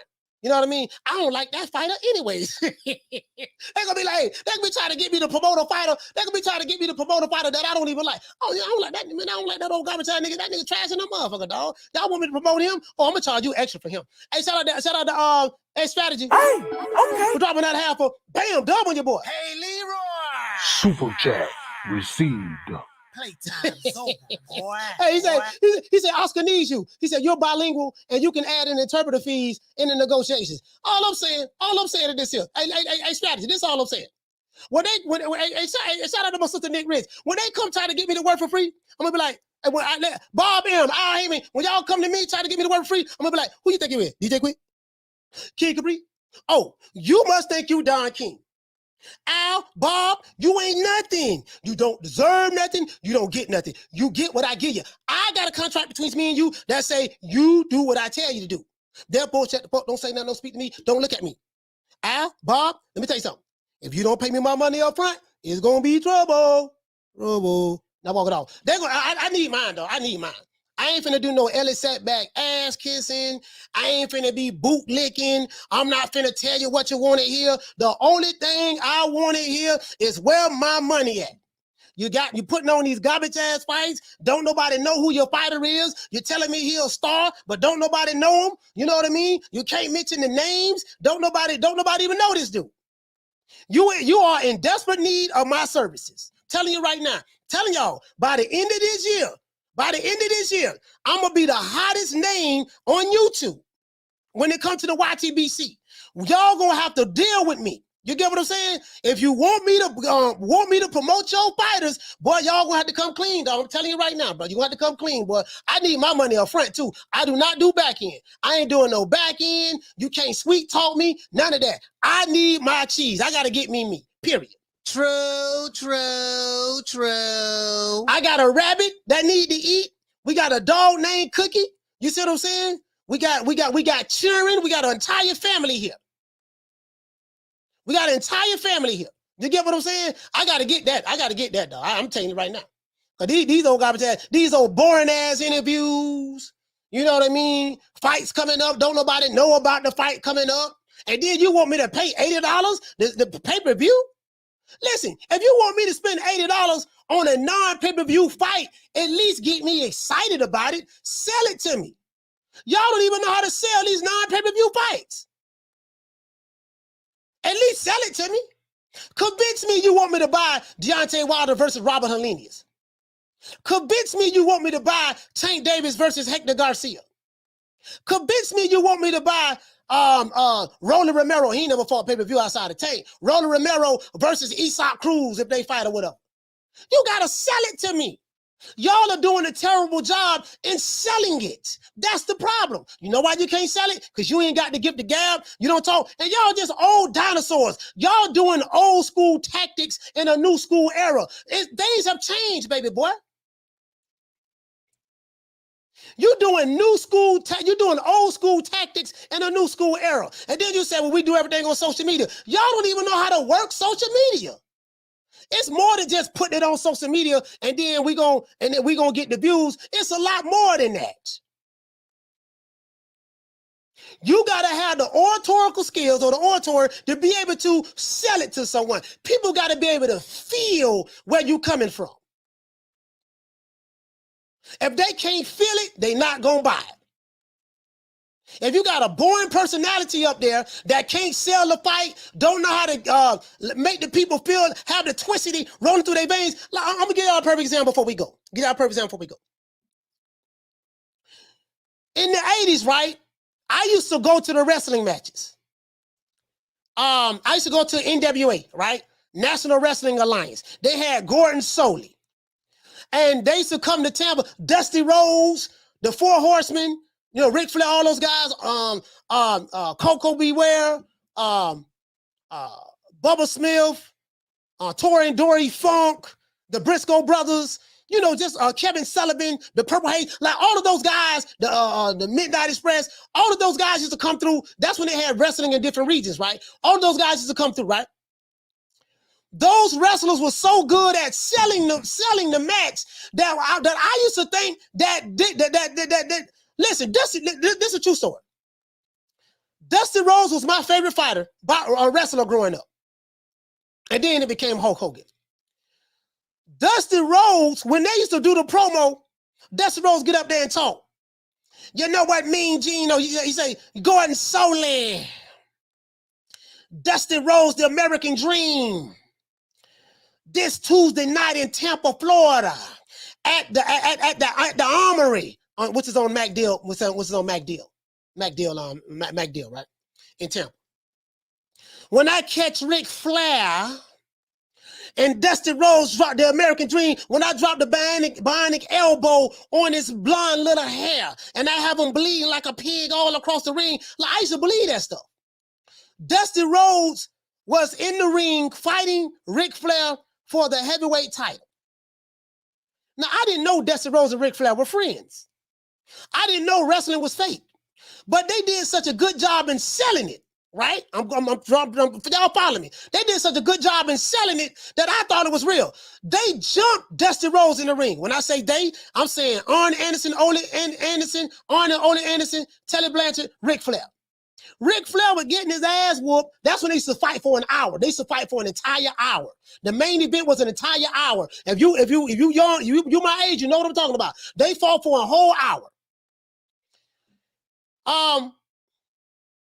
They came in and jumped on Dusty. Nigga, I was crying.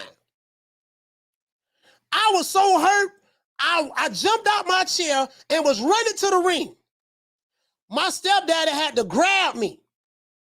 I'm fighting my stepdaddy because I want to get in the ring and help Dusty Rhodes. True. You got to sell it like that in today's time. Sell it like the Rock when he was wrestling in WWF. Stone Cold Steve Austin. You got to sell it like that today. Boxing can learn a lot from wrestling on how to sell a match, how to sell a fight. You get what I'm saying? Hulk Hogan, when he came out, he had me doing push-ups, ripping my shirt off, and eating Flintstone vitamins every day. You want to know why? Because you say, you know what? I like to say all the little Hulkamaniacs out there, brother. Say your prayers. Take your vitamins. All the little Hulksters out there. You know what I mean? And he used to do like this here and wave his hand and stick his ear out. And then he'll point that way and do like that. Like, I used to believe that. He did such a great job selling it. The problem with boxing is you promoters do a terrible job in selling your product. True. You do a terrible job in selling your product. That's why ain't nobody buying your pay-per-views. And that's why don't nobody believe you in your interviews. I don't believe Mauricio Suleiman, even though he's a sanctioning body. I know he lying when he talking. I don't believe Steven Espinosa on Showtime. We know you lying when you talking. Al Heyman don't say nothing. He like the deaf mute, so he don't say a goddamn thing. I don't believe Bob M, but at least Bob M will let you know what? Yesterday I was lying. Today I was telling the truth. So Bob M will at least let you know he a liar. He'll let you know that. You get what I'm saying? I don't believe Frank Warren, and I don't believe Eddie Hearn. That's the problem. You got to do a good job in selling it to me. If you do a good job in selling it to me, guess what? You can convince me to believe you. If you can convince me to believe you, you can get me to be excited. If you can get me to be excited, you can motivate me to separate myself from my money in order to pay for your product. I have a background in sales. I know what the fuck I'm talking about. Let's give everybody a round of applause.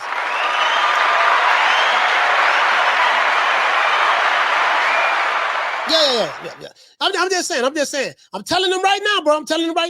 The stock gonna go up. The stock going up. I'm letting you know right now. When y'all holler at me, woo, Lord, but you got to talk to my manager. Yeah, you got to talk to my manager, dog. You know, woo, hey, listen, have your people. Hey, when you talk to me, this is what it's gonna be. Listen, have your people call my people, and then get at me after y'all talk. That's what it's gonna be. I can promise you that. Shout out to who called the show. Shout out to D Block. Hey, okay. Shout out to Marco. Hey, okay. Shout out to Rob Boy Fresh from DC. Hey, okay. Shout out to Jose from Wichita, Kansas. Hey, okay. Shout out to Phil on the Tube from Duval County. Hey, okay. Shout out to JBN from Fort Worth, Texas. Hey, okay. Shout out to Troy from Bmore. Hey, okay. Shout out to Jesse from Compton, CPT. Compton's in the house. Hey, okay. Shout out to Rick Ricardo from San Antonio. Hey, okay. Shout out to Jamie Rivera. Hey, okay. Shout out to Nelly Content. Shout out to Swat Jones. Hey, okay. Shout out to my sister Food Revolution. Shout out to Adrian. Hey, okay. Shout out to my sister Nick Rich. Shout out to Lisa Bell. Shout out to Drummond Full Life. Hey, okay. Shout out to Dr. Paul Evans, Lil Green Eyes P, Al Money. Shout out to everybody, man. Shout out to Thuggin' D. Shout out to the one Mr. Ham. Shout out to Two Wheel Slim. It is what it is, man. We gonna make it do what it do, man. We ain't playing with it, man. They gonna have to pay me, man. They gonna have to pay the old boy, man. You're born, you don't know how to promote your goddamn fights, and it is what it is, man. You need the boy help. Sunshine when tank's gone. I'll smack the shit out of you in front of everybody. Only dark times for you. I mean, just throw Haney's name in the hat. There is no fucking hat. Ain't no sunshine when tank's gone. I don't play them type of games. Leonard L.B. Why you always talking about me? Didn't you fucking learn your lesson from that? With AJ? Ain't no sunshine when tank's gone. I'll knock that motherfucker's hole out. Period. Only dark times for you. Ain't no hats to throw nothing in here. We're running a fucking business. Ain't no sunshine when tank's gone. You fucking idiot. Leonard L.B. Why you always talking about? You know how we do it, man. And listen, and if they want to, and if they want to give me some money on the back end, I'm gonna have to plead the fifth. You feel me? I plead the fifth. I plead the fifth. 5, 1, 2, 3, 4, 5. Anything you say, 5. Go ahead, ask me a question. Did you? 5. I wanted to let bygones be bygones. You ain't got to like it, but you gonna respect. Nigga, when my name come up, respect it. Let's go. Stop playing with my fucking name. All drill y'all. Stop playing with my name. I ain't gonna say it no more. Put some respect on my name. And guess what, man? If you do hire me for my services, guess what? You better not never forget what I did. Don't ever forget. When I found you, you was strung out on coke. When I found you, you was like a big house, contemplating about killing yourself. So don't you ever forget who brought you to Big Time Box. I drugged you back. I brought you back. I provided food and put food on your table for your family to eat. And I'm doing it for the second time. So don't you ever forget that. Even the Tooth Fairy got to pay me more. I don't understand why you're even mad. Like, you should be happy that the Tooth Fairy gave me $2. Okay, so that's $2. What did you want? $5 because my top tooth was worth way more. Are you serious? Yeah, I hate the Tooth Fairy. She's an idiot. Are you serious? Yeah.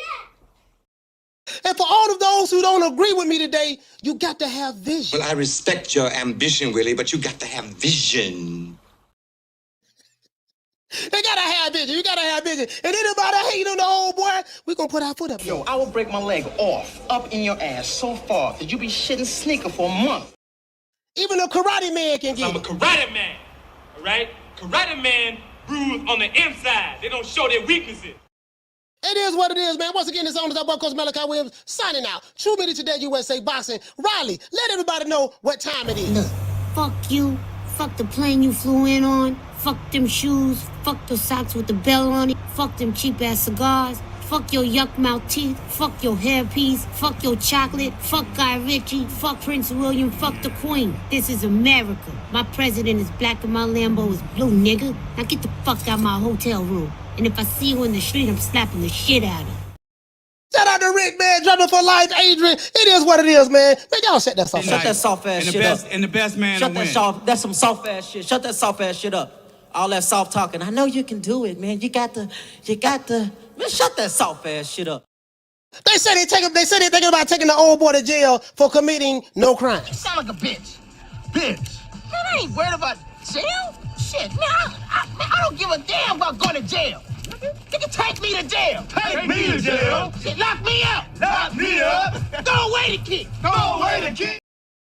Hey, when I go to talk about give my money up front, they go to niggas play. We must internalize the flatulation of the matter by transmitting the effervescence of the Indonesian proximity in order to further segregate, to preclude on the issue of world domination would only circumvent, circumcise the revelation that reflects the aphrodisiac symptoms which now perpetrates the Jericho's activation. Shout out to AB. He got a fight coming up on February the 25th. Hopefully his opponent don't get changed again.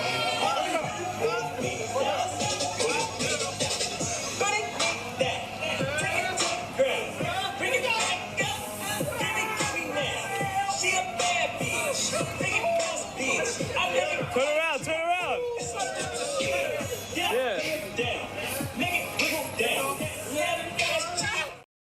Hey, see you guys tomorrow at 3 o'clock Eastern Standard Time. Don't forget to check out the merch, man. We got my website getting done right now, man. We got some big things we're going to be doing, man. I'm going to see you guys tomorrow at 3 o'clock Eastern Standard Time. We're going to talk about Beterbiev and Anthony Yard. Other than that, that's it. It's our boy, Coach Malachi Williams, signing out. True Media Today, USA Boxing. You know my motto. Don't meet me there, beat me there. Peace. Man, I'm out of here, bro. Let's go.